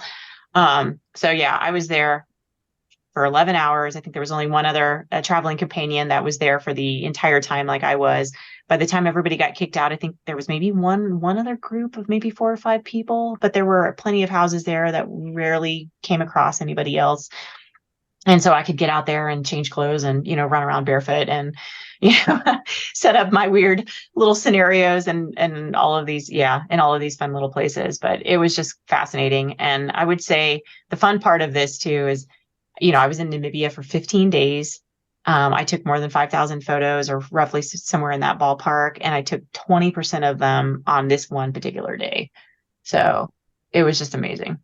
Just amazing. Relatively safe to visit place? Yeah. Oh yeah, for sure. And this whole area too, I think, is kind of fenced in. So you have to pay to get into this particular area. So there's really, and it's kind of to somewhat remote to all the other really popular places of Namibia. So you guys might have seen, first off, are you familiar with the country? Well, not really. I think, isn't that where those big giant sand dunes are too? Yes, and those dead trees. Like if you ever saw the movie The Cell with Jennifer Lopez and Vince Vaughn from back in the 90s, that was also a very crazy thriller, surreal. Like Vincent D'Onofrio is the serial killer, and he ended up, I think, going into a coma. And Jennifer Lopez was a psychologist that had a tool where she would go into the mind of her patients to help them overcome whatever ailment they were dealing with. And so she goes into his mind in order to try to figure out where he has stored the body or of the latest victim that has gone missing. And so it's bizarre and completely messed up and just ever so fascinating. And within some of these dreamscapes, they filmed in Namibia over in the sand dune area called Deadvlei or Sesosplay. And there's all those dead trees and just miles of orange, and it's just amazing. And again, a surrealist photographer's dream for sure. Yeah. But Yeah, this place was a little bit more remote from Deadvlei. And so I think not as many people, if they're going to go to the country, I mean, you have to make a really concerted effort to get to it. And you said they have which sounds smart to me, but they have a permit system. Actually, you have to pay to get in here, but if you want to be there before Or longer. sunrise or after sunset, you have to pay an additional fee. Get a Right. permit. In order to be there. Yep. And totally worth it. So I created, I want to say there were several pieces within this series that I photographed in Kolmanskap. And so, yeah, the other ones there that were right next to Billowing Out to Somewhere. So My Darling, What If You Fly was for sure one of them. That's me attempting to jump out of the window. And I have some really fun, if you go onto my Instagram page too, there's some fun kind of other behind the scenes shots of me jumping up and trying to mimic this particular posture. This whole kind of little Peter Pan windy thing going on here. I find it interesting that you're actually shooting yourself there, on location, when I could see you like doing this in a green screen in a studio and then putting yourself where you just shot the building and then threw in the clouds and then a picture of you in front of a green screen. Yeah, but it's so much more fun this way. Yeah, I know. I mean, I find it fascinating because I would have, just looking at this, knowing that they're, put together, I would have thought that, oh, this is, your shot somewhere completely different. Yeah. Nope. So that's interesting. No, it's beautiful. Yeah, it was on site. But yeah, I think I must have jumped up into the air about 100 times or so. I was pretty exhausted by the time it was all said and done there. Had to stop, go have lunch, then come back, do it again. And it was so windy too. So windy. But yeah, that place, again, you can see the stenciling and then the little wallpaper border that was in that space. So it was pretty fascinating. Obviously, I brought in the clouds, but yeah. And there looks like you put a layer of clouds kind of into the wallpaper, the stenciling too. No, that was there. Okay. That was there. Cool. Yeah, so if you go back out to the next one too, the one that was in between called Drift into the Unknown, this is actually the one piece, I believe, that really doesn't have clouds in it of the entire series. But I felt that the kind of marbling that was happening within the wall felt very cloud-like. And that was actually in the space. It was just really kind of fascinating. That blue, and the blue in the back room too, where I've overlaid the moon, that was actually a darker blue in that space. I mean, it's just beautiful. I mean, what a gift. I didn't have to manipulate the colors. Yeah. So the sand is there, the room is there, and then you're laying there. Mm-hmm. And then you add the moon and looks like peacock feathers. Peacock, yep. That's crazy. I'm kind of surprised because I really thought you really layered a lot of different images together, but you really take, for the most part, maybe not all of them, but you take a lot of the picture is actually that. And then you add small elements to it, it sounds like. It just depends on the piece, really. Yeah. Yeah, it depends on the piece. And again, there's that simplicity that I always aspire towards. So if there's too many elements, it just doesn't work for me. I have to try to keep it simple. Yeah. How many garment changes did you do that day? I think it was just 2. Okay. It was just 2. I initially started with a white dress, and that just wasn't working for me quite as well. This particular dress just kind of fit a little bit more with the colors in some of these rooms. And the percentage of your photos or your images that are self-portraits for this particular series, this series is 100% me when there's an individual in them. Some of the other ones, it just really depends. And as I'm getting older too, I think that I'm trying to rely on myself less and less and try to open and bring in some variety as well too. So I mean, obviously, a lot of the work that I create is very personal based, and again, this particular series is all kind of the deep dive into my spiritual journey. So it makes sense for me to be in the images, even if I'm only as a character in that way. But I'm trying to bring in more people. It's just convenient. A lot of times, it's very convenient just being able to photograph me if I'm going on a trip somewhere, or I've got this amazing idea that just needs to bounce out of me, and I want to just snatch it while the inspiration is there before it runs off and finds somebody else. So it's that moment that I'll use myself as the model. But I think for this new series I've got going on for this next show, I've tried to bring in a few extra people, and I've got a couple of cameos in there, but it's going to be very in the background. Like you wouldn't really be able to tell it's me. So that is the goal. Yeah. No, that's amazing. Are you a big fan of Cindy Sherman? Oh, she was great. Yeah, I wouldn't say big fan, but yeah, I do enjoy her work. Yeah, because she's, all her stuff is self-portrait. And then she builds a character around it. So beautiful work. Beautiful. Thank you. Talk about the incorporation of the peacock in this particular photograph. I think the peacock for me, it's anything between kind of like a guardian angel or a spirit guide of some sort is kind of what it represents for me in this one. This one gets a little woo-woo if I go too crazy, so I kind of want to leave that to the viewer's imagination. We like woo-woo. I'm just telling you. You don't have to, but we do like woo-woo. So there's a couple other ones. We don't need to look at them, but there's one with a zebra and there's one with a cheetah. Mm-hmm. Were they there? And yeah. So ironically enough, that cheetah one, which is probably one of my least favorite ones, but it was the one that I had the most concrete of an idea in my head as to how I wanted when I went to Namibia. So I did a lot of, thinking, laying out kind of ideas and what I wanted to capture. So that way, when I'm there in the moment, that I am ready to go. Right. And so that cheetah, of course, it was a pie in the sky thought of like, okay, I need to catch a running cheetah because I want to use it for this carousel idea. And the cheetah, we're going to have to make it run. We're going to have to do this. And one of the lady who had kind of organized the whole thing, she's like, well, good luck with that, Marissa, because it's hard enough trying to locate animals in the wild, let alone get them to do what you want them to do, let alone not have something obscuring your view, like a bush or a tree or something. And so we actually did end up going to this little cheetah encampment because it was kind of sad. I mean, unfortunately, the cheetah is kind of like the wolves here in the States get a bad rap, and the farmers don't want them on their property, killing their livestock. And so they would either shoot them, or they've had all these kind of conservation and reserves to come out and take the cheetahs and keep them enclosed so that way they can continue their lives. But, as caged birds, so to speak. But so that part was kind of sad, but being able to see them and cheetahs are not known for really attacking people either, which is kind of amazing. So I got to get fairly close to a couple of them. And that was when I discovered too that I needed to really have two cameras on me at all times, because I had the long lens on thinking I wasn't going to be able to get too close. And the next thing you know, I'm 20 feet away and I'm like, oh my God, I don't have enough. I need more.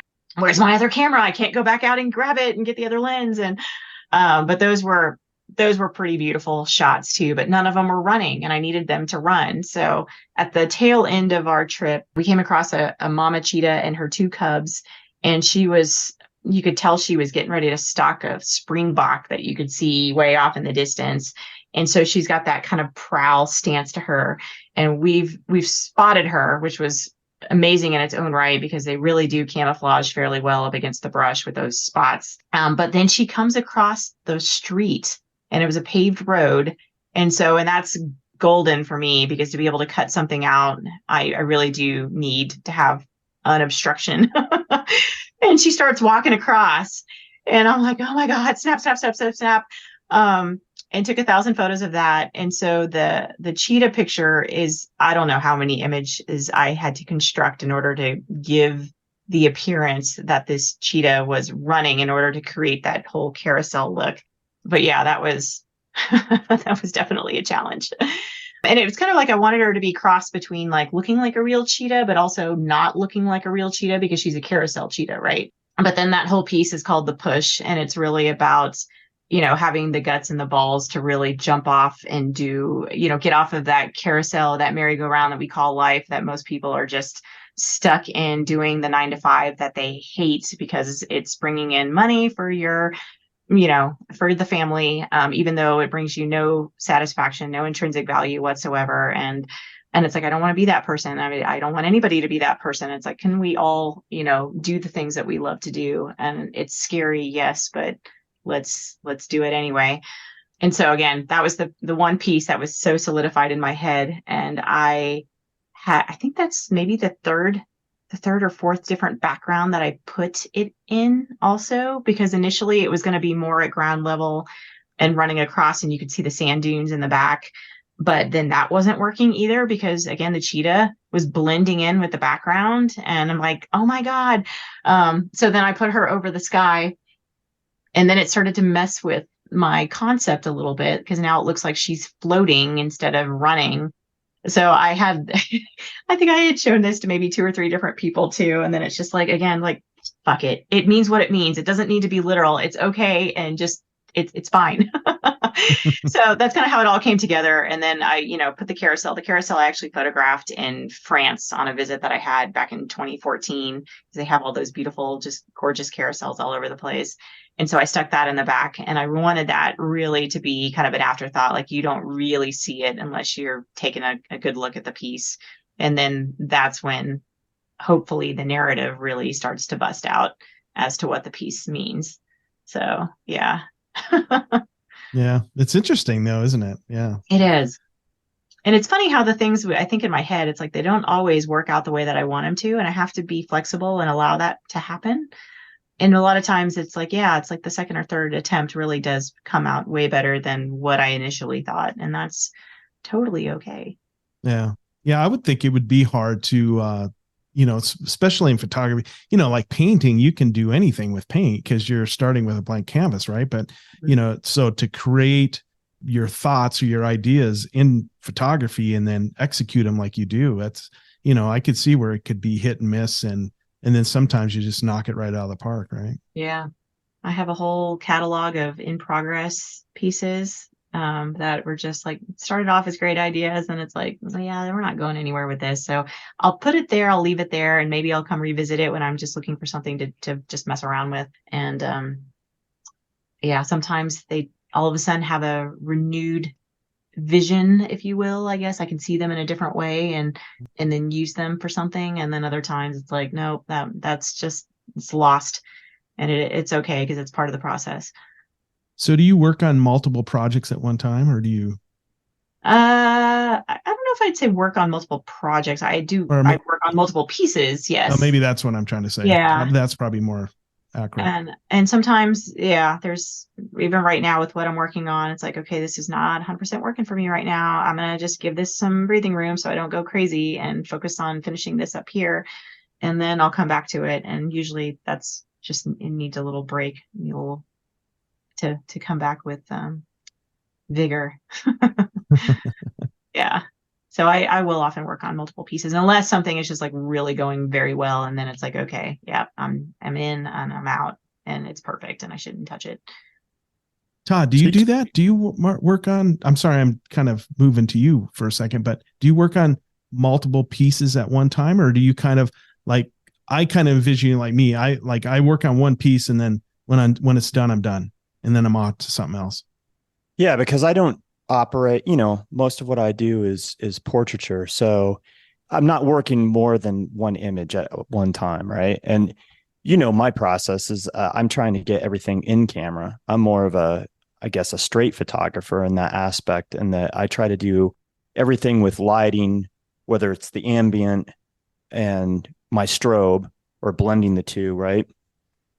Yeah, so it's never working in multiple. I'm not a good multitasker. I mean, I'm multitasking as far as how I operate, but not multitasking as far as like thinking in multiple imagery, I guess. I'm focused on that one thing until I feel like I've completed it, and then I move on to the next one. That's kind of how I work too. Yeah. But it's different in Marissa's world, right? Exactly.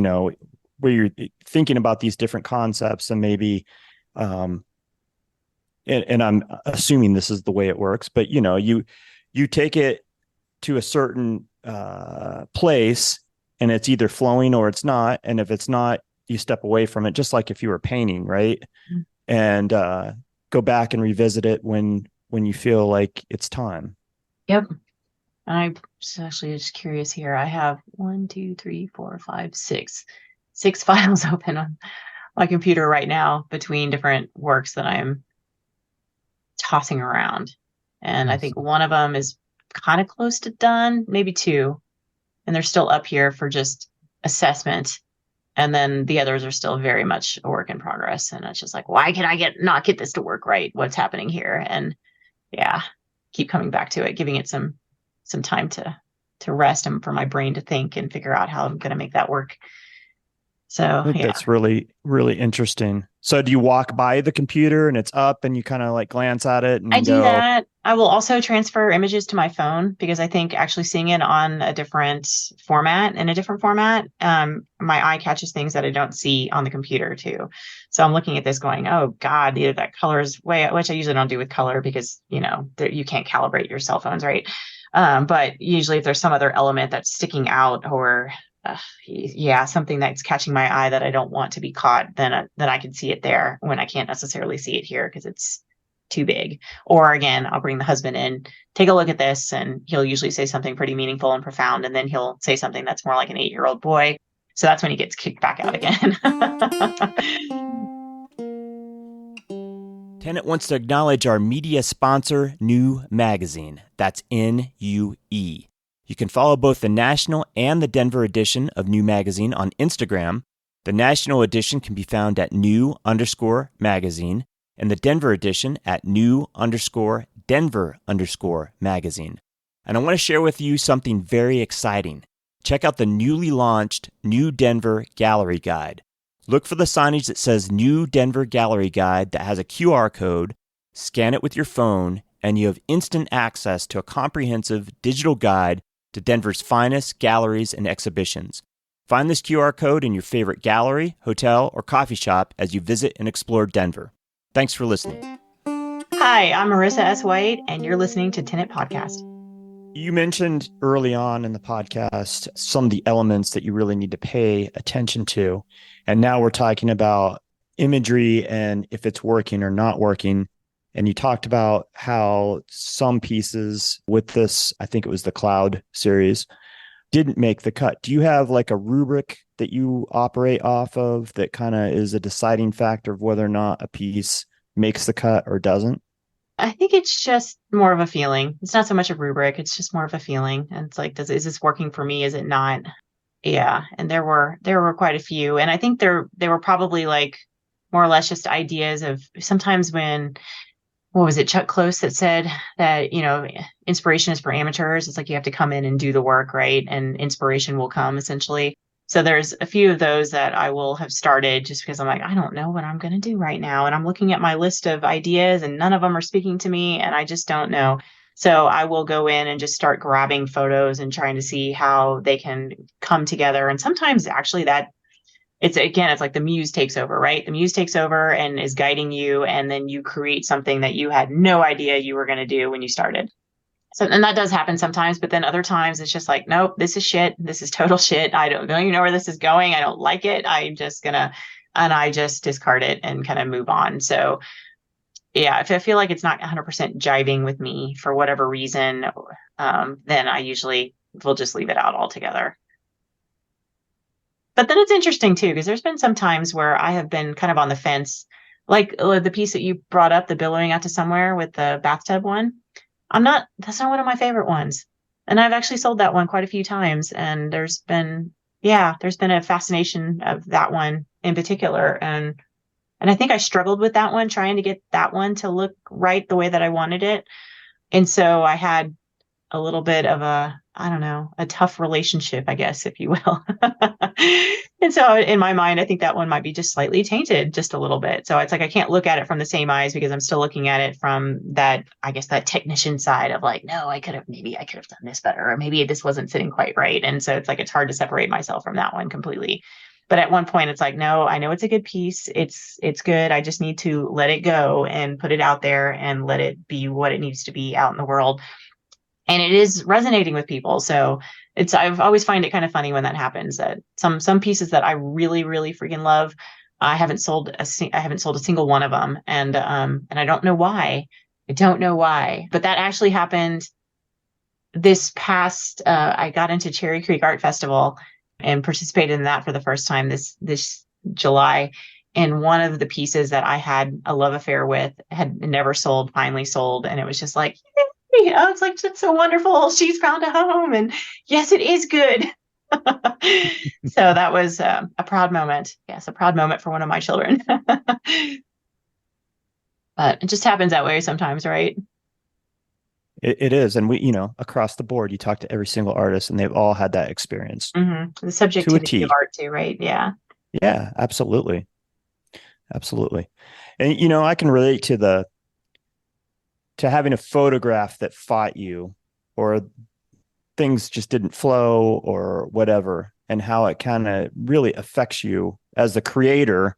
You have that personal relationship with it and you're like, freaking hate that, Yeah. Yeah. But again, nobody else sees that, or it'll be kind of the thing too, where I'll start manipulating colors just ever so slightly, and then again show the husband, and he's like, I cannot see. I actually physically cannot see the difference between the two, and it's like, got it, okay. I know I'm splitting hairs now. Yeah. I laugh with you because I use my wife as my second pair of eyes, because it's easy. They're there. They know your work, and they tend to be honest most times. Sometimes they try to let you down easy, right? But then you say, look, I'm not looking for you to like massage my ego. I want a straight answer. Like, do you think this works or doesn't work? But there's been times where, I'm losing my mind over some kind of element, and I don't do a ton of retouching. Like, your world is totally foreign to me. In fact, I would be absolutely overwhelmed in that scenario. Like, I can't function in that. And it's just a different mindset. And I think I get overwhelmed by all the different choices you have of what you can do. My brain just doesn't go there. But I can appreciate like splitting the hairs and showing, I'll show my wife 2 different, versions or 3 different versions of something. And she's like, good Lord, just leave it alone. Like, nobody's going to ever notice that.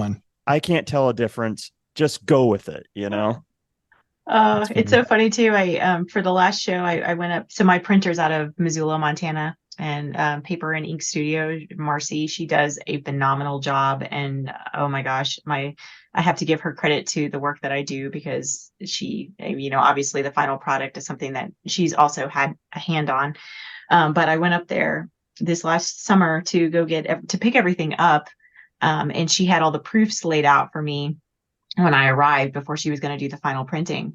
And she had her various, things that she would always do to every single print before it comes out. And then it's like, here's like, I adjusted the clarity just ever so slightly on this one, or I opened up the shadow just a little bit that was printing slightly darker. And then, I'm looking at 2 or 3 different ones. And she's like, I know which one I like, but I want you to tell me which one you like. And more often than not, they were definitely aligned. But in some of them, I'm just looking at them like, I'm not really sure that I see the difference between these two. I mean, it was just so subtle, so subtle.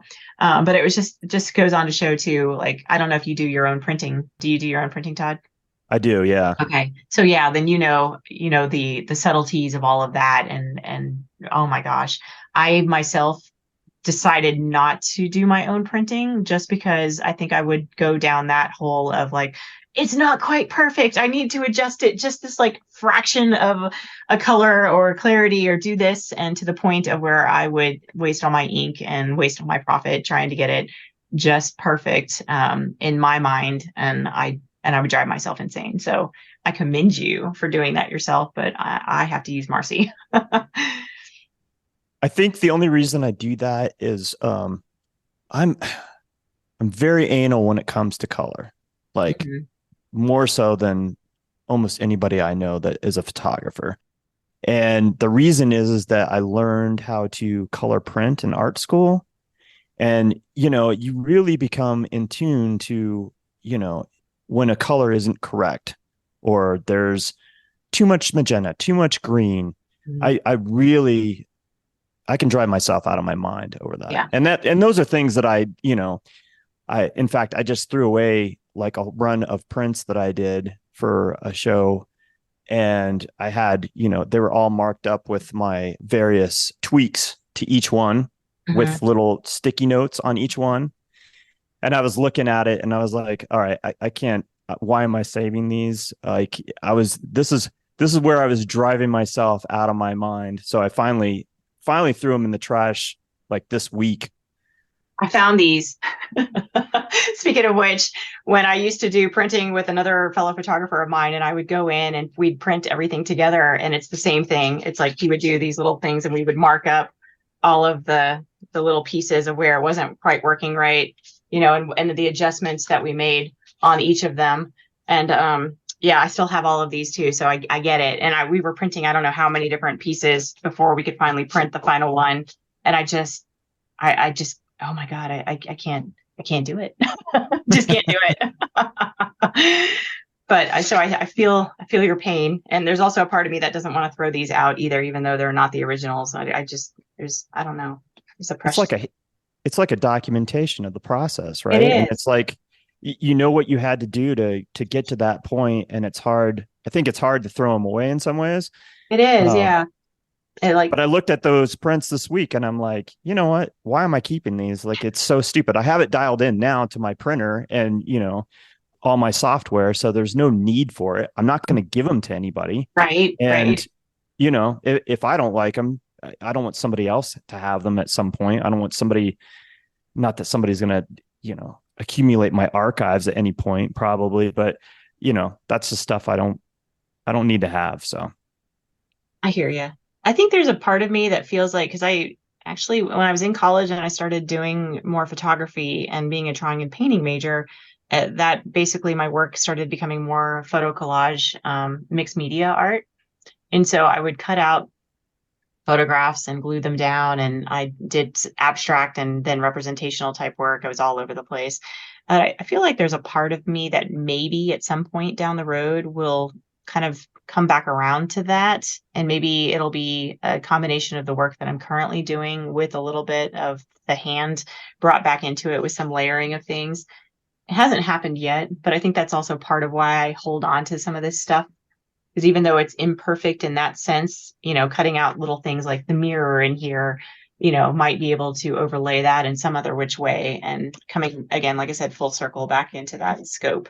So I think about that. I'm not sure when or if that will actually happen, but it's something that floats back in my mind, which is why I have trouble parting with those things. Yeah. are you like a lot of photographers? Are you a pack rat?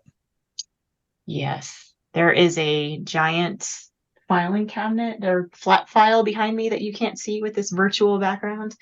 And I have a drawer that is full of old National Geographic and Life magazines that I've picked up from various antique shops and whatnot. And then I have cut up, ripped out, collaged all, yeah.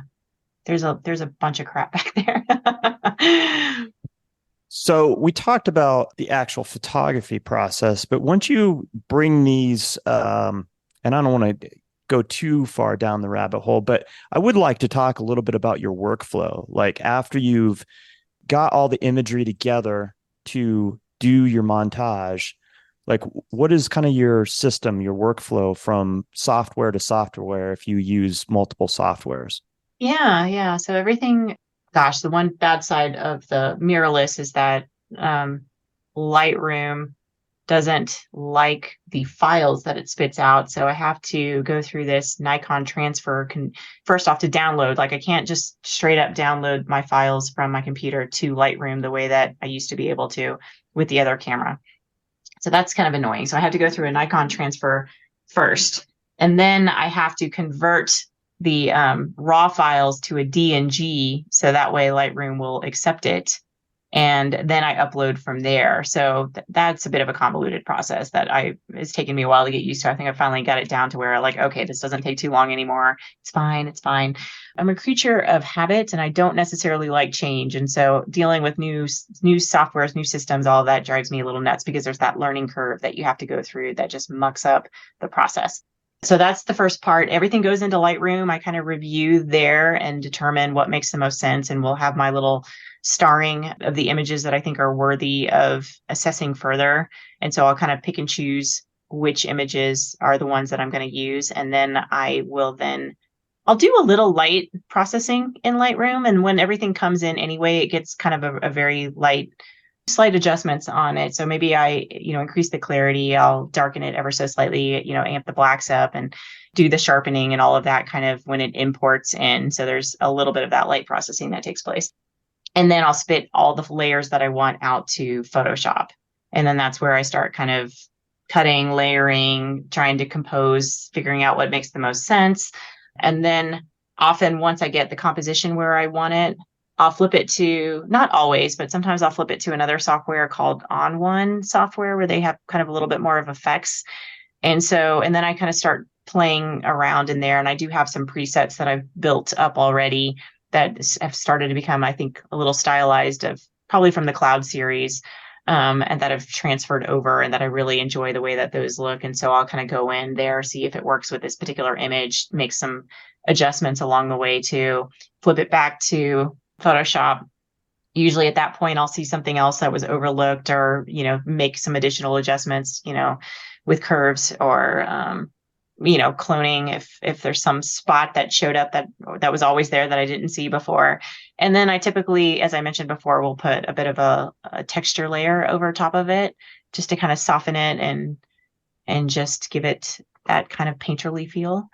And then, that's pretty much it. Sit with it for a little while. Sometimes I'll flip it, horizontally to see if maybe the mirror image of it is a better composition. But more often, it's amazing, actually, if you guys ever do that, it's amazing how flipping something different than the way that it was will totally change the dynamic of a piece in a lot of different ways. And sometimes it's better, and sometimes it's like, ooh, no, that's weird. That's not going to work. And I'll flip it back the other way too. But yeah, I've done that a few times too.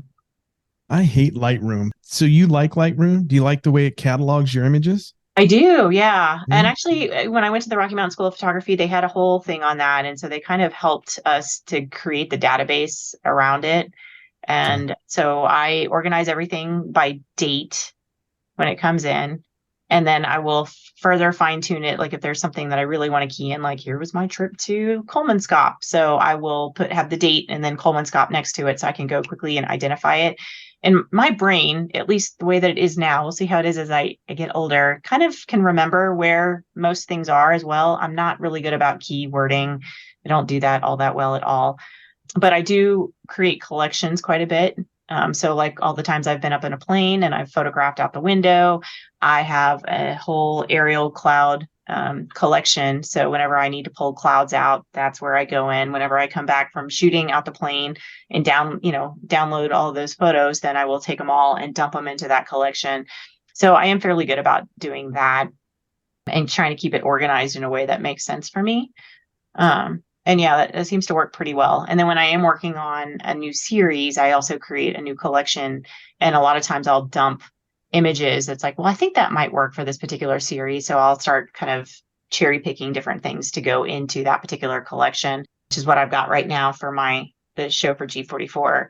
And I'll start looking at all of these. And sometimes it's multiple images of the same that it's like, well, I like these 5. I'm not sure which one I'm going to use. So I'm going to dump them into this collection. And it just makes it easier than trying to go back to the original folder that had everything in it. So, too many choices, I should say, is sometimes the death of it all, right? So you got to narrow it down. Makes it easier to manage. Yeah, I probably just needed somebody to sit down with me and like pound Lightroom into my head. But I've done tutorials, and so I do everything in RAW. and then Photoshop if I have to. Most of my stuff is done in RAW, and then like I said, then I'll bring it in Photoshop. Todd likes On1, which is an amazing program. Yeah. I think are you use So I use On1 or On1 use? for. Go I'm ahead. sorry. I use the No, I definitely use the On1 for the effects for that last piece, and then I'll use it to resize if I need to too. It's actually fairly good for that if I need Does a to. great job of that. It yeah. really does. Yeah. Yeah, they have some great functionality in that software. Definitely of all the like softwares that sit outside of the realm of the Adobe suite. Mm-hmm. I think that's one of the best ones for sure of what they offer and with all the different functionality.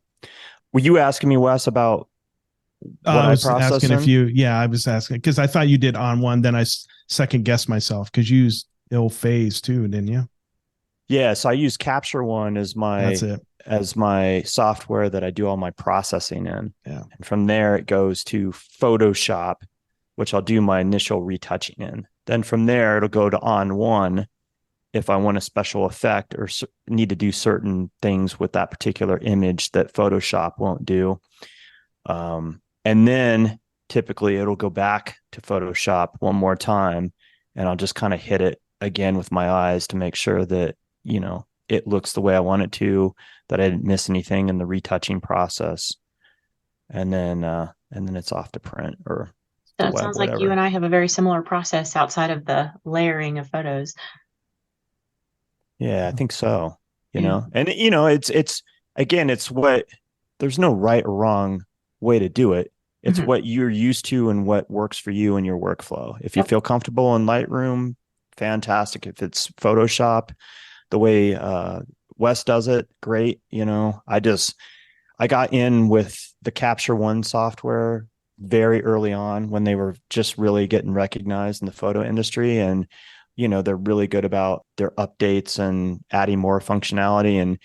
And really, there's probably things that, I mean, I know that there's things I can do in Capture One that I could do it right then and there before I even process it out and take it into Photoshop at this juncture of the game. And there's functions that I haven't explored in Capture One that I do in On1 software that I could do in Capture from the get-go. It's just, again, you kind of get stuck into your same old routine, and it's Mm-hmm. hard to and a lot of times it has to do with time. Like, do I really have time to spend a couple hours kind of reteaching myself how to do something in my workflow? Yep. Right. Totally agree. Yep. I wanted you to talk about how vulnerability informs your process or informs you as an artist. Like, how does that play into your work? The importance of it. Yeah, no, I think it's very important in what I do for sure. I remember having my work displayed at a show in, I think it was Georgetown at the time. And I had a colleague that was there, and he stopped and he looked at a piece of work that I had, and it was from the You Better Bring Your Own Sun series too. It was the one where the hand and the butterfly is kind of starting to kind of dissolve. And he looked at me and he looked back at the work, and then he kind of like hit his chest.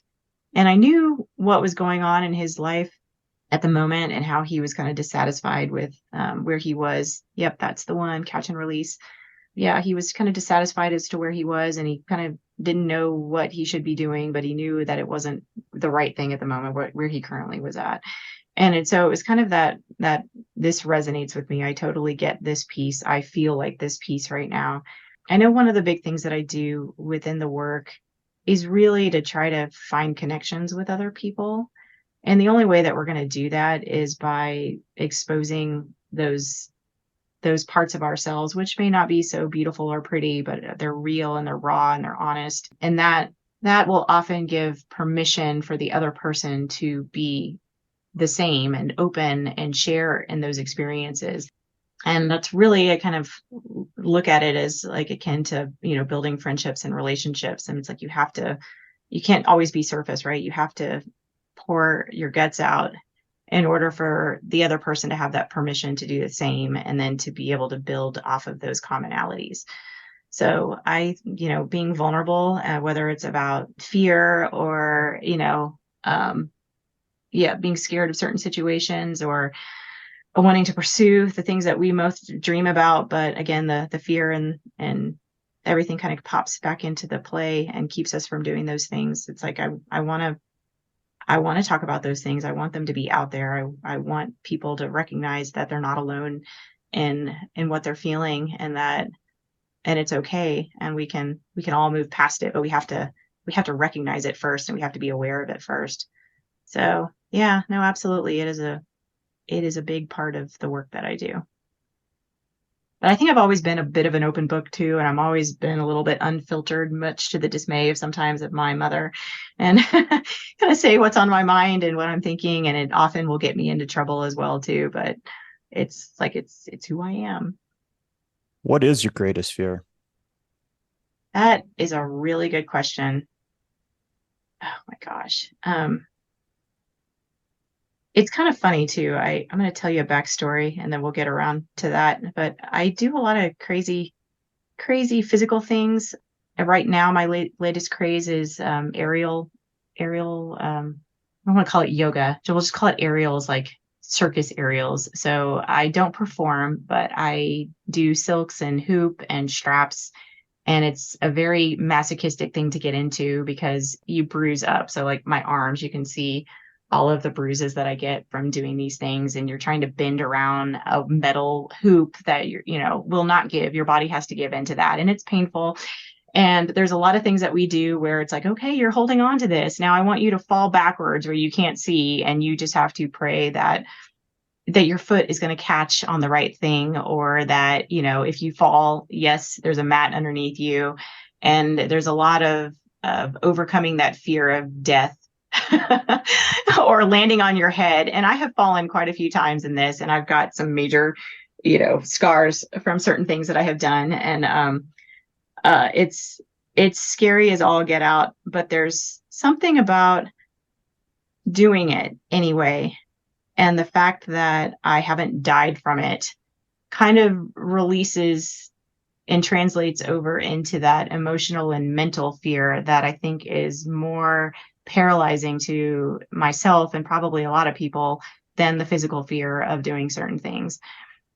And I tell myself, if I can overcome this, and I can fall backwards on the hoop and catch my one foot as I go down, to keep me from just completely ripping out of this and survive and succeed, then that means that I can absolutely reach out to this gallery and ask them for representation or for a show, or I can keep trying after the door's been slammed in my face multiple times, because there's no fear of death in this.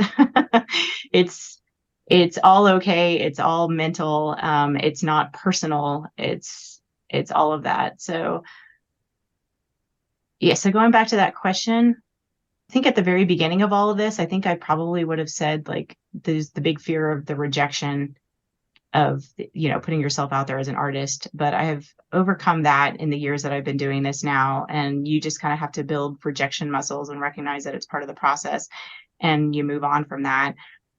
I think the biggest fear that I have now is not giving it 100% and being down at the end going, why did you settle for less? Why did you put your dreams on a shelf when you could? I'm going to cry. I wasn't supposed to cry.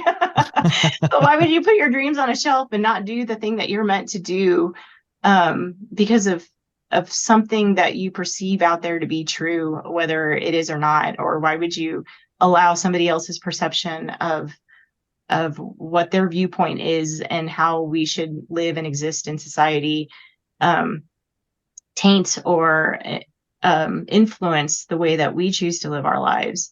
And I don't want to do that. I don't want to be that person. I don't want to regret anything at the end of the road. And so I think that's what I fear the most. So that's what I step forward every day to try to overcome and not live that life. Yeah. Holy crap. This wasn't supposed to be a therapy session. But yeah, I think that's what I fear the most, because I think I've been able to overcome quite a bit of the other fears along this path.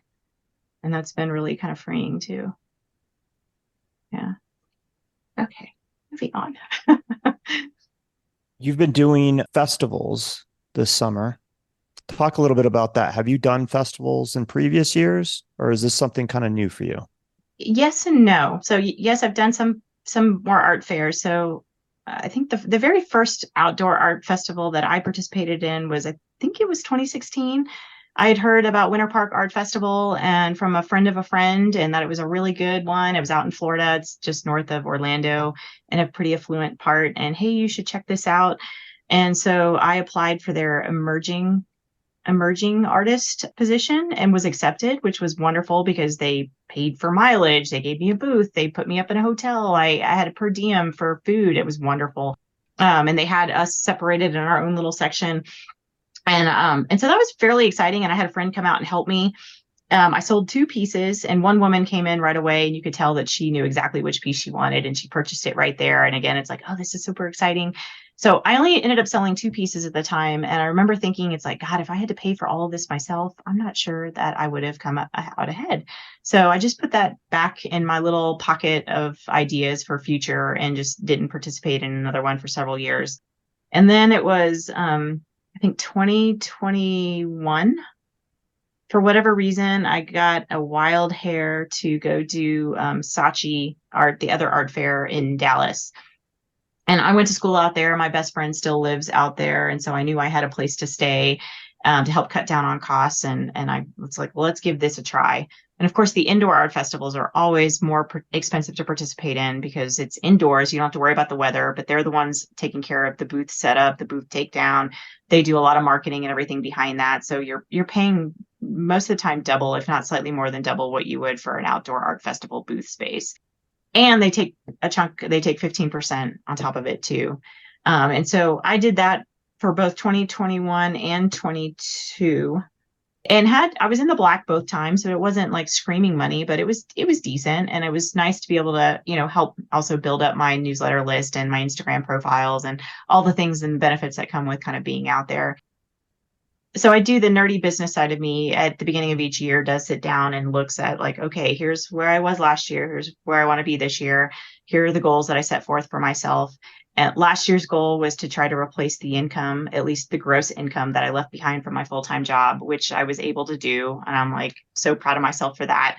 So this year it's like, all right, we're going to shoot for the stars, right? And we're going to try to double that. And it's a lofty goal, but if I miss it, it's okay. I'm sure it'll still be more than what I did this past year. And so my thought process to myself was like, well, how am I going to get there? How am I going to do anything different this year that's different from last year to make sure that I at least get close to that mark? And the thought was, well, let's do more of these art festivals. And so I ended up kind of reviewing a bunch of different ones. I had spoken with another artist who is out of Oregon who does these really beautiful I think it's Fusion Frames is his Instagram profile, Daryl Cox. He takes frames that he finds probably at antique shops, and then he integrates pieces of wood into them, and they become very sculptural. They're gorgeous. But I remember chatting with him because he was at Cherry Creek last year and asking him which art festivals he participated in. And he's like, I only do like these 3.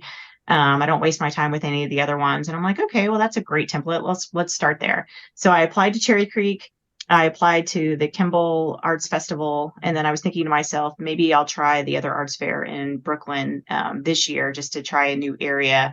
They do have a gallery that I've worked with out there, and I have sold quite a few pieces out in that area. And of course, we all know that New York is just rich with an art scene that is unlike a lot of other places.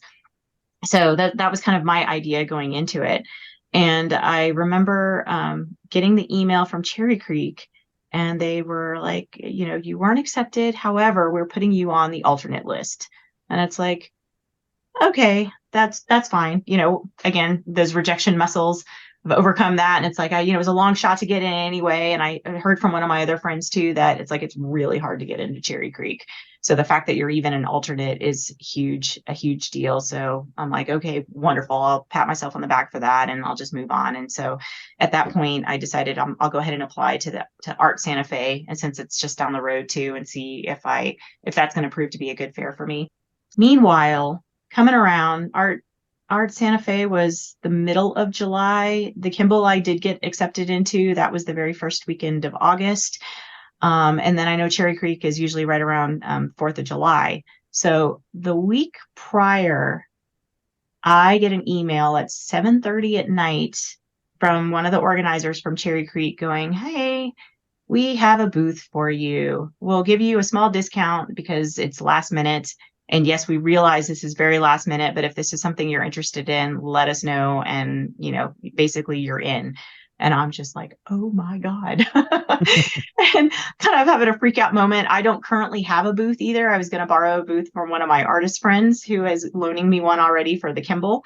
And so I reach out to him, and I'm chatting with the husband, and both of us are like, yeah, we need to find a way to make this happen. And of course, they spout all over that the average artist sales are sitting around $16,000 for the 3 days that you're there. And it's like, oh my God, yes. Okay. Let's try to find a way to make this work. So I message her and just let her know, it's like, I think I can swing it. Please give me 24 hours. And so I confirm everything else. I get access to the booth.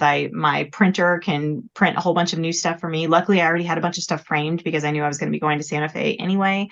And was able to get a few more things done from the framer, like overnight as well too. So it's like everything kind of fell into place. And it was just such an amazing experience. I mean, scary in the sense of like, I've never set this all up by myself before. I mean, Winter Park, they had the booth already ready to go and it was already in position when I showed up. So all I had to do was hang stuff. So, but I had everything at least organized from participating in those indoor art festivals. And I kind of did a little mock setup in my backyard and kind of sometimes we'll go into Photoshop and start moving things around to figure out, yes, I'm going to set this up here. These are going to go together. So I had that kind of idea in my head already and what the layout was going to be. And so got that all ready to go. And it was incredible. There were so many people. I had the perfect spot too. It was like in the middle of the row too. So I wasn't on either end. I was right smack in the middle. I was facing north. So rarely did I have any full sun coming into my tent. And I built a breezeway going through too, which was also kind of nice. So I had wind and some airflow. Oh my gosh. It was such a nice reception too. I think, a lot of the patrons there had told me that they're used to seeing the same artists year after year. And so I think me being there for the first time too was hey, there's somebody new here. Let's go check this out. And there were multiple times during the 3 days that we were there that I had a line kind of waiting to get into my booth. So it was very validating as an artist.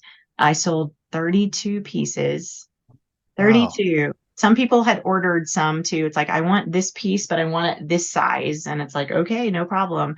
And so I took quite a few orders. I had a snafu with UPS too, dropping off my overnighted package from the printers to the wrong person. And so that was a little heartbreaking, but I was able to kind of share that story with a bunch of people too. And I took, I don't know, probably about 10 different orders while I was there too. And they paid for it in advance, got all their information, and was able to get that shipped out once I came back as well too. But that was huge. I was completely blown away by that whole reception and just wow. So here's hoping I can get in again in the future. Yeah, that was huge. And I think every fair that I participate in from here on forward is probably going to be compared to Cherry Creek. And it's like, well, it was no Cherry Creek, but no, they all can't be, right? So, and Art Santa Fe was definitely not Cherry Creek by any stretch too. That place, I think they tried to put on a good show, but I believe that really the bulk of all the art collecting does happen on Canyon Road down there. It's not at these different art festivals. And it was quite sleepy while we were there for those 3 days. I was lucky enough to sell a big piece on the last day. Otherwise, I would not have been in the black. But there were plenty of other artists that were around me that did not sell a single thing the entire time. And there were other galleries too. So this was with I think the Redwood group. And so they do set up their space, unlike Saatchi, which is 100% artists. This particular one had a combination of galleries and artists and individual artists. And there were several galleries that did not sell a single thing either. So I started asking around, meeting the other people, and I did not come across a single artist that had done the Art Santa Fe before. And so that was also kind of eye-opening, like, yeah. So I shouldn't be returning to that one in the future. I think probably the step there would be to try to get into one of the galleries on the gallery row and Canyon instead. And then the Kimball the Kimball was pretty good too. Again, no Cherry Creek, but it still had an amazing reception there. Sold quite a few pieces, had several follow-up pieces too that happened, which is also the beauty of it. And the business side of me too. I'm always telling all the other artists around me, and I really wish that everybody would do this because it would just benefit them in the long run. But I always have like a little mini giveaway. It's whether it's like a small little piece or like $100 giveaway to encourage people to put their name down for my newsletter. And then afterwards, I'll do a little raffle, and it's again $100 giveaway that somebody will get, and hopefully they'll buy something. And it's usually 50-50. Sometimes they do, sometimes they don't. But if it's that little extra seed to help push them over the edge to purchase something, then why not? But the other thing I do too is I take notes. So people come through and they're interested in a piece. And of course, there's still so many people to see and so many other things that are happening there. And they're not sure if they want to buy immediately. But so I'll encourage them to put their name down so I can get their email address, and then I'll take notes on them. And then I'll follow up with them afterwards too. And there's been many times that I've gotten new collectors from that simple act of following up as well. I think that is super critical, because if otherwise there's no other way to connect. There's no other way to kind of build on that rapport and relationship, and eventually turn somebody into a collector, especially if they really responded to the work. So I always try to do that, and then spend the next week, following up to everybody that seemed really interested. So, because you're always going to get those, oh, I'll be back. Sometimes they show up again, sometimes they don't. Most of the time they don't. They're just trying to let us down easy. So yeah, but anyway, it's been a fun run, and I made some really good revenue in those essentially 40 days. And I've determined for myself that I think this is a really good way to go. It's albeit exhausting, but I'm going to go ahead and outfit myself and try to apply to some of the really big ones across the country, and just kind of go on tour, so to speak, and see what that does for getting myself out there and trying to, sell the work and just lead this full-time artist life. But yeah, I think it was this experiment this year, it proved to be worth it. So, and I'm sure that there's going to be plenty of times where I'm not going to have a good show. The gentleman that was across from me at Cherry Creek, chatted with him at the very end of it and asked him, how was it for him? And this was his first time there as well too. And he's just like, it was okay. He's like, he was from Florida, or no, he wasn't. He was from Georgia. But he's like, I wanted to come out here because of course it's Cherry Creek, but he's like, but on a scale of 1 to 10 on how much I did, I'd say it was probably more like a 5. He is, but that's okay, because I've had about 5 or 6 really good art fairs leading up to this. So I look at these opportunities as a way to keep me humble. And it's like, yeah. Good perspective, right? It's a very good perspective. It's like they can't all be Cherry Creek, right? They can't all be golden. You're going to have off years too, whether it's the economy or something else, or the weather that's going to flip into, and rain on the parade, literally. But yeah, so it's a good perspective to have. It's the bubbles that fly out of our heads, right? The perception and the way to look at things. So yeah, I was very excited about it, and we'll see what happens next year. But I've started to build my list and review all the different places around the country that seem to make the most sense. And I'm about ready to actually, I guess, invest in a proper tent and setup for all of that. Yeah. So that is on the path. Yep. So how many do you think you might do next year? I was thinking 4 to 6 initially, but I don't know. We'll see. There was one girl I met at the Kimball who said she does 24. And I'm like, 24? That's like saying you have 10 children. I mean, that's just, oh my God, no. I mean, no. So I don't know. I'm thinking somewhere between, maybe in the ballpark of 10, but I also think it just depends on how many I get into and what makes the most sense. So I will probably apply to I don't know, 10 to 15, and we'll just see what happens from there. And I'm only going to waste my time with the ones that seem to have a really good track record. So I'm not going to spend my time with some of these other fairs. And the quality, of course, is extremely important too. So if it does seem like it's an art fair that's a little bit more crafty than fine art, then probably not worth it. So I'm quite strategic about how I go about doing that as well too. But it is exhausting. I mean, it's 3 days on your feet. You know, they do, a lot of these places have booth sitters that will come, but usually it's like 10 to 15 minutes. And because I'm so get involved in it, and I love telling the stories around the work, and that, of course, a booth sitter isn't going to know about. It's like, I don't want to miss that opportunity. And then plus, if a collector's ready to buy, you want to strike while the wire, that while the iron is hot, right? You don't want to leave that to fate because they may not come back. So it is terribly exhausting. And my sister, she was so sweet, she flew up from Texas, and we drove out to Utah together. And then she helped me set up and was there all 3 days and then took everything down. And she's like, I pretty much slept for 24 hours straight after I got home because so tired. And you have to be on the entire time, right? So, and you have to, she got to actually hear the story of me telling everything over and over again so well that then she could also kind of parrot to everybody else what each of the pieces meant, which was perfect to have her there with me for that. But you have to say it with the same kind of enthusiasm as you're telling it, you know, to the 100th person as you did the first person, right? So it's, thank God I have some sales experience because I can turn it on and then when you turn it off, you're back home and you're just like, oh my God, I'm not talking to anybody for hours now. Yeah, it can be grueling, I'm sure. Mm-hmm.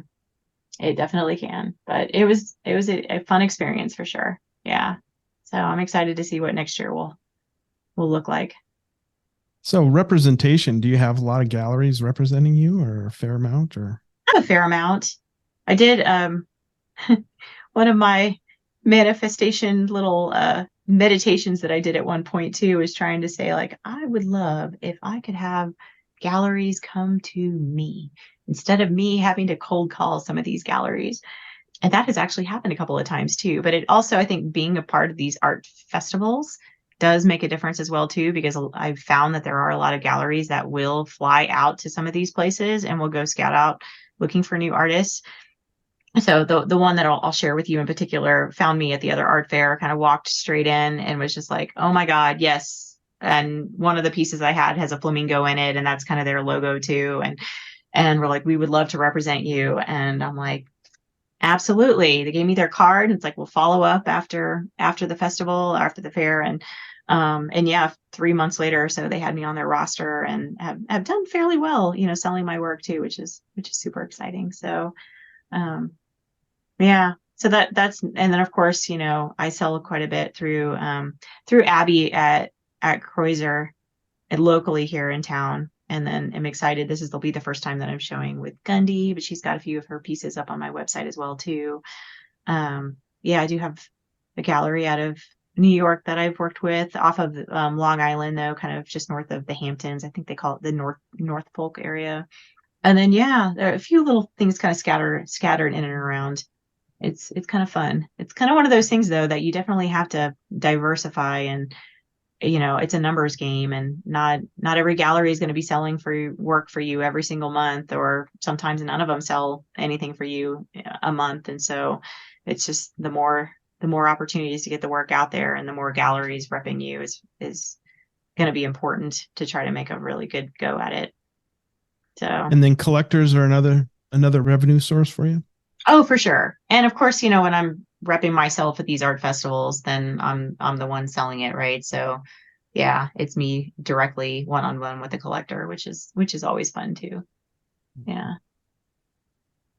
And sometimes there's repeat when you get an actual collector that wants multiple pieces, that's always exciting too. So I've got a few of those. Yeah. That's where the butter is, right? On the bread, right? Get multiple pieces from you. Yeah. And then you share the new ones that coming out and they're like, ooh, yeah. Yeah. So that's awesome. That is super exciting. Yeah. Yeah. Since you've gone all in and been doing this the last few years with your photography, any major epiphanies that made you kind of pivot and change some stuff up in your business model outside of like festivals and that sort of thing? I think that's kind of the biggest thing there. I did hire a coach, a couple of them. So when I left the company that I was working for, they did have professional development hours, and it was like they really didn't dictate too much on how it was spent. There was a little bit, but it's like it's business related. Yes, it's art related, but there's stuff that can, you know, cross over, right? So I hired a coach for a little bit that helped me with those ideas. And then I did also work with the Professional Artist Institute for a year as well.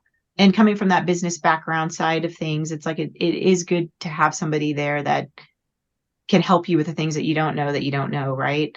And then also the other aspects of things that I've never even thought about. So one of the things was for sure finding different collaborations and ways to get your voice out there, your art out there in new and interesting ways, like whether it's working from interior designers or it's engaging in podcasts, right? Or getting on different newsletters or trying to find interesting collaborations. Like one, it did not end up panning through. I got ghosted, but I had reached out to a little wildlife organization in Colorado to see about offering up nonprofit too, to see about offering up. It's like, hey, let me come in and photograph some animals and I will give you a piece that you can use to maybe at auction off at a fundraiser or something like that. And maybe we could get some press around it or whatever that looked like. And it seemed like it was a really good gung-ho thing. And she responded immediately. I love, yes, absolutely. Let's do this. And then I'm sure life happened. She got busy and then she stopped responding. But things like that. So it's like, that is for sure a different approach that I have kind of entertained and dabbled in. So I played with that quite a bit. Is there anything else that especially from PAI that kind of sparked my thoughts around it? One other thing that I did do, and this was to help with the whole Namibia trip, was I ran a Kickstarter. And so when Namibia came into play as a possibility that I could go, and I was like, I need to figure out a way to make this happen. But I didn't want it to be around, like, I don't want to do a Kickstarter to be like, hey, go fund me so I can go on this amazing trip, because that's not who I am either. But I knew that the cost of printing and framing the entire show was going to be fairly extensive and comparable to the cost of the trip itself. And so I decided I was going to host a fundraiser, and that the money that I had already collected from, actually, because this happened about the same time that I picked up that gallery that found me at the other art fair. And as soon as I kind of made the decision that I was going to go on this Namibia trip, they sold 3 pieces like back to back that essentially covered the cost of the trip itself, which was like, thank you, universe. Like, I love it when you decide you're going to do something and you make kind of a non-negotiable goal, and then the universe says, yes, granted, here you go. And so that was kind of a thing of beauty. But I put together this whole thing on Kickstarter to try to help at least raise the funds for the cost of actually exhibiting the work and printing it. But I wanted it to be more community-based building too. So I also ended up hosting at Kreuzer Gallery a poetry night too, to where I brought in, I think we ended up having 6 or 7 at the end of the night. There were supposed to be 10. We had some attrition. But I also paid them as part for their performance in that aspect of like, I want you to write some poems. Maybe it's 2 to 3, maybe it's 1, but at least at the very least, you have like 5 to 10 minutes of airtime essentially to get up and recite your poetry, but based on the theme of the work from Certain These Clouds Go Somewhere. And so I had a lot of different moving parts to this whole thing. And but I'd never done a Kickstarter before. And so the coaching really helped with that a lot too. And I remember writing up the whole draft of, what I needed to say at the very beginning to kind of try to hook people in. And this is where I think a coach can be very helpful. But she goes in and she reviews it all, and she comes back to me with kind of a video of like, okay, I am going to show you, like, I went in and I looked at a couple of other people that are doing similar types of Kickstarters to what you're doing. And here's what they've done. Here's what I really like what they've done over here. And then she comes back to my work and she's just like, and you haven't really done any of that here. And it was just kind of a big slap, like, oh my God, I'm like, you're right. And I kind of withdrew for just a moment, kind of like, I knew there was something that it was missing. And it was the why, right? Like, if you guys are familiar with Simon Sinek, It was the why am I doing this? And I had spent the entire however long writing up the what's happening here and what's going to come out of this and all of that, but not the why behind it. And she's like, people will follow, money if they feel compelled to, because it pulls at their heartstrings, and none of that is in here. Anyway, so I think I let myself kind of kind of moping my Cheerios for maybe 24 hours. And then it's like, yep, she's right. So it's like, all right, let's get back to it and let me rewrite this a little bit. And I thanked her for that. And she was very thankful too that she could, offer that constructive criticism too without me getting, too down about it or feeling like it was a personal attack or anything. But yeah, so that was very critical, I think, and something new that I had not ever done before too. And I was successful at it, was able to raise all the money that I attempted to bring in. And it covered the cost of basically printing the art, framing. I did create an exhibition book, a limited edition exhibition book that went with it. And then also, like I said, bringing in that collaborative poetry piece too. So yeah, it was kind of cool. That is very cool. I love hearing when somebody's thinking outside the box to make something happen. Yeah. It's fantastic. So thank you for sharing that. That's awesome. Yeah. Of course. Do you sell much work through social media? Does that move work for you at all? A lot. I have sold work through it, but not as much as some of my other art friends. So I'm not really sure why. I don't love social media. It's kind of one of those necessary evils. And then I go through periods where it's like, oh my God, I don't think I've posted anything in a week. And of course they're constantly changing their algorithms too, which is impossible to keep up with. And one day it's like, yes, it's reels and you have to make reels. And now it's not so much anymore. And yeah, it's interesting. So, but I have sold a few things, but more often than not now I just get, harassed by the scammers trying to come through and tell me my work is beautiful. And one had gone on and even sent me an address, and I looked up the address and it was somebody supposedly in Flagstaff. But then you go look at the person they'd completely hacked this poor girl's Instagram account. And according to her Etsy account, she lived in the UK. And as we got further along the process and they're saying that they want to buy these multiple pieces, and we're getting close to like, okay, let me give you my Venmo or let me set it up for you and whatever. All of a sudden the grammar starts to change. So that was interesting. Yes. And then of course you get that, well, Venmo is asking me for your email address. And it's like, no, they're not. No, they're not. Go away. Go away. So yeah. Yeah, it's hard to spot those scams sometimes. They're pretty clever. I don't even know what the red flags are, other than evidently they don't ask for your email. That's like one. Well, they usually just tell you, they ask first off if your work is available for sale, which if they're real collectors, they'll know because your website's already on there. You can easily go, you can check it out. And it's sometimes I kind of play around with them a little bit and just kind of get them excited. But yeah, more often than not, it's just, what was there one here recently? Oh, what did he say? Hello, mate. I've checked through your posts and I saw you have some clean and lovely artwork pictures. I would love, comma. Nothing's grammatically correct either. I would love to purchase some of your collections. No period. Please kindly send me a DM so we can negotiate. And it's like, what are we negotiating? It's like the prices are clearly listed on there. So that's usually a sign there. But I will often kind of respond sometimes because you just never know, right? You just never know. And I don't want to, professional, always want to present myself professionally, but I'm like, thanks for your interest. Here's my website. You can view all that's available there and you can make the purchase straight up on my website. And then we get, hello, mate. I'm actually interested in buying some of your piece. No period. And obviously in proper grammar. And it's just because your art is so unique. Oh yeah.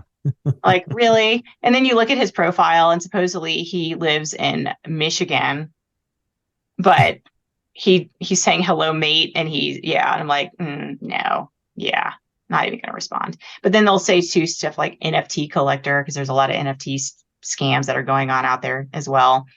I think one guy who had a profile picture of himself in military uniform because that was supposed to present himself as, I guess, honorable, but there was actually no markings at all as to what his rank was. And then I had another guy whose profile picture was a priest, but he goes on within his information to dictate that he is like some kind of oil rig engineer out in the Philippines, right? So, they think that they know what they're doing, but they're they're not the smartest. But it's No. sad that they prey upon all of us artists that really, thrive Yeah. on people wanting to purchase our art and get our hopes up. And it's not like we have any money, so they're trying to scam those that don't have money. Right. Right. And desperation. Ah, I seriously hope if there's such a thing as hell that all these special place. Yeah. dipshits, that's where Yeah. they end up. Yep. Yep. And we get them on our podcast Instagram all the time. Oh yeah. I get I'll see it comes through, comment or whatever. We exact same verbiage as what you just spelled out there, what you said. And I'm like, oh my God. Like, Yeah. Or the emails too. We get Right. yeah, we amount get of some email really stuff. stupid messages as well. God. Yeah. So dumb. It's annoying. It is annoying. It's more annoying than anything. And I used to take time to like delete them off the their comments off the image that we were presenting of that particular artist that we were promoting that week. Mm-hmm. And it's so prevalent that I just leave it. Like everybody knows what the deal is, what the score is. Yeah. Yeah. So. Yeah. How much does I know that you do commissions, but how much or what percentage It's is very that low. of your? Yeah. How many commissions do I do percentage wise compared to Yeah. How big of a part does that play in your business model? It's not a very big part at all. I mean, I think I set a goal for myself this year, maybe to do one a quarter, and I don't think I'm even doing that, and I'm actually quite okay with that. I have one that I'm working on right now, but it's just so hard, right? Because now you have somebody else to please, and you want to make sure that they love it, and there's always more work involved. So it's that extra level of pressure that I don't necessarily enjoy all the time. So some of these are more fun than others, but it's definitely different than creating the work for me and then having somebody love it because I put my heart and soul into it and they found resonance with it and they need to take it home versus my perception of something that's really close to them and how it may or may not align. And that's always nerve-wracking. So yeah, I don't do too many of them. They're a very, very small percentage. Yeah. And I'm not sure that I would open that up much more. And we'll see. I think it just depends on what the road ahead states as far as where the income's coming in and if I need to diversify more what that looks like. But Yeah, I think that makes sense. Art storefronts you're a part of? I am. Yes. How long have you been doing that? I want to ask you about this because there's a handful of people that we know that utilize that service. And how long have you been doing it, and has it been a good thing? Yeah, I've been doing it for a little over 2 years now. So that was part of when I transitioned off of my old job and went full time. I wanted to kind of revamp my website and but previously it was more of just a portfolio website. And it did not have, I mean, it did have the ability for people to buy the work, but it wasn't necessarily designed that way. And like some of these other more current ones. So I think I use PhotoBiz for the homepage and for the bulk of like the galleries. That's who I use. And I really do enjoy the clean lines and the simplicity of how that's laid out. But their POS, if you will, was very antiquated and chunky. And I didn't want to create, what do they call those? Like a funnel block, if you will, trying to navigate through that process. So I decided to go ahead and give Art Storefronts a try because they did have it fairly well streamlined. I do enjoy the fact that they have one of those live AR previews. So augmented reality, you can whether you're on your phone or your computer, project the work or project it, right? But to be able to see the art in your space. And kind of like Saatchi Art has that capability as well too. And a lot of these other places, like if you just had a square template website, they don't have that kind of feature. So I wanted to be able to offer another level of service, if you will, for a collector viewing my work to be able to see if it's a good fit for their space. And then they do have quite a bit of functionality on the back end. It was a beast to set up, I have to say that for sure. I mean, whereas the templated places are really quick and easy, and I had my website up in a day, it took several days, even I'd say a couple of weeks to get my website up on the back end. And then I had to link everything over since I was still using PhotoBiz. So like when you click click on one of the images within the galleries, it will then take you to the shop on art storefronts where you could see the more information, see it in the different sizes, and purchase it there. So I had to link all of that together too. So there's certain facets of it that I like. What I don't enjoy necessarily about it is that they do push a lot of marketing and ways to try to get your art out there by discounting, by giving things away for free, by running specials, and all the things that a lot of these big corporate companies will absolutely do.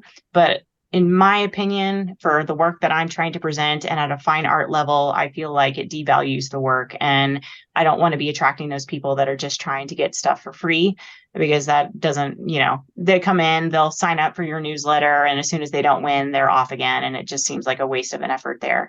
And so they have this whole marketing calendar, and they try to push that out. And I think they're really good with trying to help people market themselves that don't have any background at all whatsoever. And here's some different things that you can do. But I've kind of just cherry picked which little things I think might work for my business versus accepting everything that they're trying to say is gospel and do all of it. Because again, I don't want my collectors being going, oh, well, I'm going to wait until this time of year because that's when her sales are going to come through, and then I'm going to go from there. I don't want that to happen at all. And I don't want to take away from, any of the collectors that have spent full price on these pieces and knowing that they could have gotten a discount over on this other side too. So the other thing I think they do well that maybe other artists that are, say, painters or, want to get into more of the prints from their paintings, they do offer that kind of auto fulfillment component, which, I think has its good merit. And there's something very attractive as an artist about somebody being able to come onto my website, buy something, and me never have to touch anything, and I just get paid for it. It's beautiful. It doesn't happen to me too much because I don't really put a lot. I have some open edition prints that I will put through auto fulfillment, but they're not my strongest pieces by any stretch. Those I reserve obviously for my limited edition prints, which are not auto fulfilled because I touch every single one of those.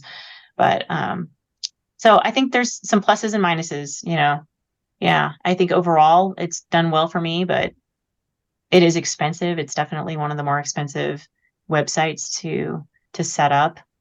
And then they do take a small cut as well too, which I don't love either. So we'll see. I think I'd set up with like a 3-year plan with them. And if there's anything else that happens to come along down the road that makes sense for me to flip over and take the time to do that too, I might, but we'll see. Thanks for speaking about that. Yeah. Because we really haven't deep dive into what people really think about that service, that platform. And so it's interesting to hear your perspective on it. You're welcome. Just recently, you got a major award. Let's talk about that. Oh, yeah. Through the Paris, the PX3 Paris prize, photography prize. Yeah, that was kind of exciting and unexpected.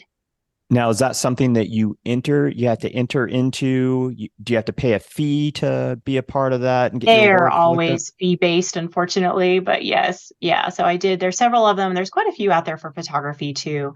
And so that's always on my goal list as well too, to kind of win an award or 3 to help build up the resume and stuff. And so, yeah, that was kind of exciting too, because I myself feel like I was alive in Paris in a past life. And so I think one of the dreams that I have at some point in the future is maybe to have my art be represented by a gallery out there in France. And so second best thing is to have my name tied to a photography award that comes out of Paris. So yeah, that's super exciting. And this was actually not just for one photograph. It was for a whole series. I had submitted the series. Yeah. I think I was able to upload maybe 10 images from the Certain These Clouds Go Somewhere series. And so, yeah, that was selected to receive the bronze award for under fine art too. So they have multiple categories. So a lot of the photographers can apply to the different categories, whether it's kind of commercial or fashion or portraits or street photography or nature, things like that. And so I usually applied under the fine art category. And yeah, I was accepted. Usually I will come away with an honorable mention. And so it's nice to actually place this time. Nice. That's awesome. prize money involved or anything outside of Sadly, no, like, not this go round. Just the lovely, pad to the resume. But it is always nice when I'm able to. I'll usually apply to different shows too if there's opportunities out there to receive prizes for best in show or placement. This unfortunately does not. So it's just the notoriety of the badge, the stamp on my resume. So gotcha. a lot of these other places, though, it's like the top winners will sometimes there are cash awards for those. Like you have to place either the top in that particular area of category, if you will, or the best all the way around. And then they will have photography shows, exhibits in certain locations. So there's other ones that I've gotten into to where it's like, I think the show's in Barcelona for Photo Nostrum and the Julia Margaret Cameron Awards and whatnot. And I think I've participated in that once. I actually physically had a piece of artwork in the space, but usually it's whoever wins the creme de la creme, the top prize award, will get their full exhibit and they're all completely 100% paid for. So that is the dream. One day. How many do you apply to in a year for these different awards and contests? It depends. I think this year I've been rather distracted, especially with the gallery that we opened up earlier. But typically it's maybe 5 or more, somewhere in there. Yeah. And I sometimes will try to apply. I haven't done this too many times because there's a whole other layer of writing, like for trying to apply for grants and whatnot. And that's a whole different beast of an animal that I might have to help employ somebody to review that and give some pointers, because I'm sure that there's a specific way to write certain things that helps to, get attention and the desired outcome. But I haven't done that too many times. I did that, I think, once this year and didn't make it. And then last year, same thing. I think they ended up in both cases giving away 3 grants too, and they were only supposed to do 1, and I still didn't get it. So, but such is the way, right? But if you never try, you're never going to get it, right? That's Yep. right. So true. Yep. And so many of us never try. I know. Talk about the shows that you have coming up between now and the end of the year.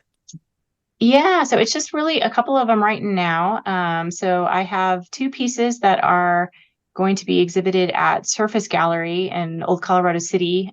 And so that is mainly 100% a photography exhibition. So I was lucky enough to get 2 accepted into that show, and it's called The Space Between. And ironically enough, one of the pieces that I submitted is actually titled exactly that. So that's kind of fun. And then the other big show really is what I've got scheduled for G44 here in town also. And that is in October. And I've got a solo exhibition, and I've titled it Above and Below, or Above/Below. And it's kind of a little bit of a play on words of, kind of the saying of as above, so below, but without any religious connection. It's kind of more or less the idea again that everything is connected in so many different ways. And I love how there's certain patterns that kind of repeat, whether it's like the golden ratio that shows up in all kinds of different ways, whether it's through spirals or sunflowers or however many branches are on a tree.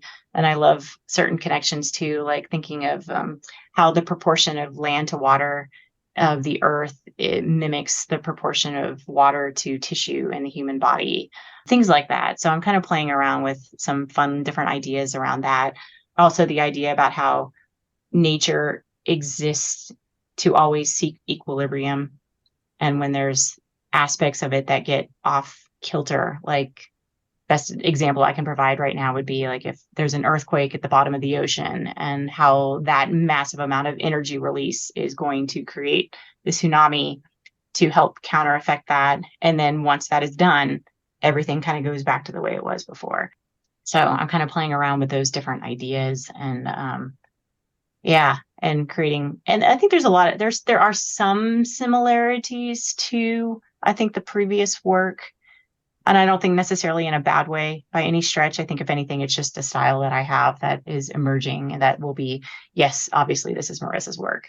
So that is kind of what I'm playing with right now. And I'm super excited about that. I have basically a week and a half left to finish creating all the work before it goes to print, before it goes to the framers. So down to the wire here, and probably still, I don't know, 2 or 3 more pieces that just need their finishing touches before. And then I figure out what sizes I'm going to print everything in.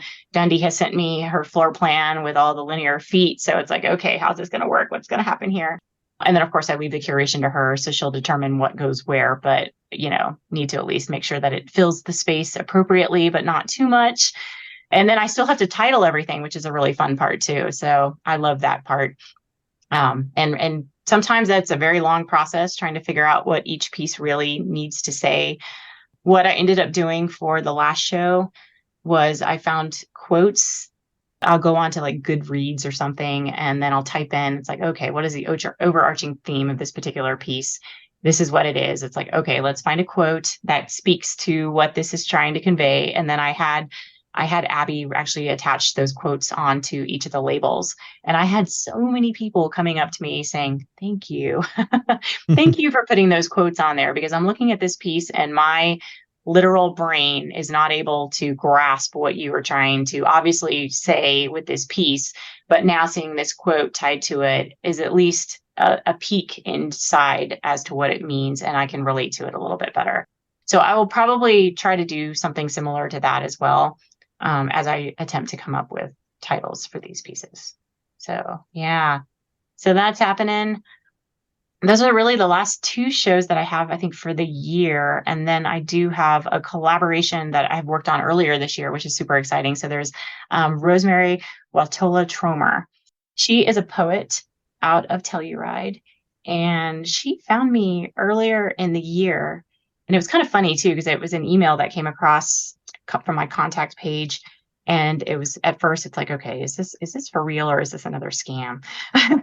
But it was absolutely for real. And I ended up getting an email from Steve Law, who is a musician out of Denver, on the same day too. And so both of them had already collaborated together. So she's been on TED Talks. She's got workshops all over the place. She had, unfortunately, a very tragic situation happen personally in her life, and then built an entire poetry series, if you will, based on that experience. She approached me because she wanted to create basically kind of like these musical, lyrical videos to put on YouTube. And so Steve, the musician, created this whole, what's the word? What is the word? I guess a soundtrack, if you will, to play behind her words. And then as they put on, they wanted to create the videos and they wanted a visual to go along with these pieces. And so she told me that she had typed in, like, I don't know, black and white photographer, Colorado. And I'm like, how in the world did she find me through that search? The only thing I could come up with is like, well, maybe it's my last name because it's white, but still, I tried to do the search myself, and none of my artwork popped up anywhere on Google doing black and white photographer, Colorado. So it must have just been fate.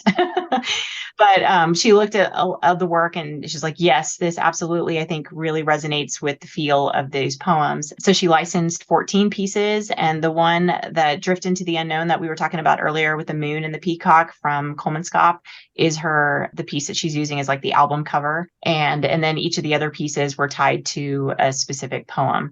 And so both Rosemerry and Steve are coming out in October 26th, and they're coming to our gallery at True North. And I'm sure she's going to recite all of her poems, and he's going to play guitar, and we're going to invite the public to come be a part of that. And so I'm actually really excited about that. I have not met them in person at all. So it'll be the first time that we meet face to face too. And I'm sure I'll put that piece, Drift into the Unknown, up on the wall for them to play in front of as well too. So yeah, that's really exciting. Yeah, that is. Very That's exciting. amazing. Yeah. Mm-hmm. So I love doing those little collaborations too. And it just seems like a perfect segue off of the, collaborative poetry event that we had last year too. Yeah. And it happens in the middle of Arts Month, which is what's happening in Colorado Springs for October. Like the city just bubbles over with art activities. So it's just another fun thing to happen there too. Yeah. Right on. Wes, you have any more questions you want to ask? Yeah, I think my final question is, I'm going to pull one from the archives. Was talking to a gallerist a number of years ago, and when we first started this podcast, and I asked, what do you look for in a photography exhibit? And he goes, I want to see something that's bold.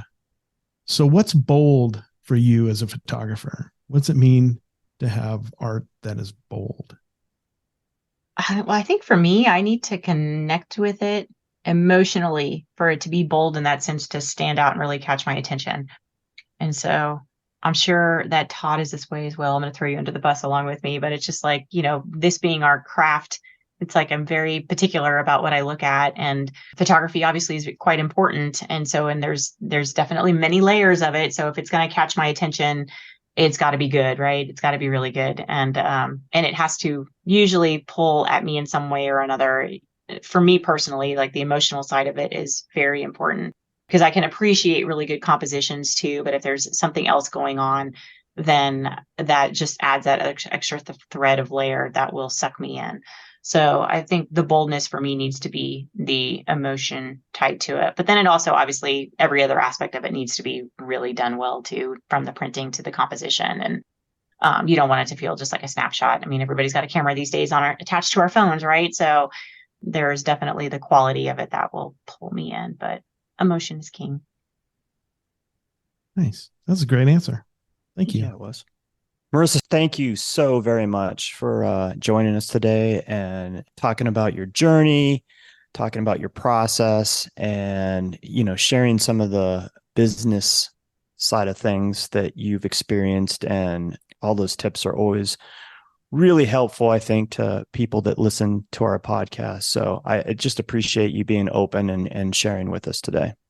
Well, thank you. Yeah. No, it's like I think we all get through this journey with help from others, whether it's kind of direct or indirect, right? So I think one of the most important things for me too, since I've had others kind of be that inspiration to prove to me that, yes, this can be done.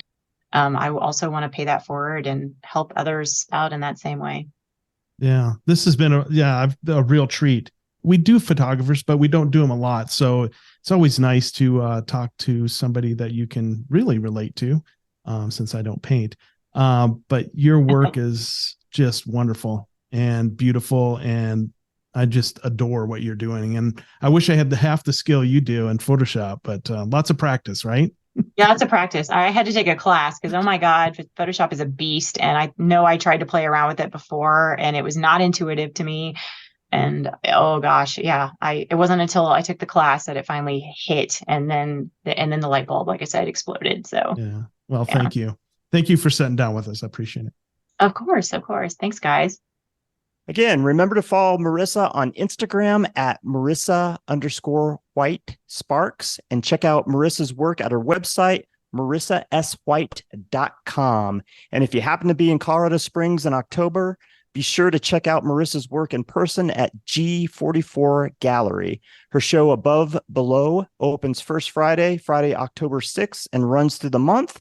And you can catch some of Marisa's work as part of the group exhibition The Space Between a Photography Show in October at Surface Gallery in Colorado Springs. Remember, you can find all this information and more in this week's episode notes. For the Tenant Podcast, I'm Todd Pearson. And I'm Wes Brown. Have a great week.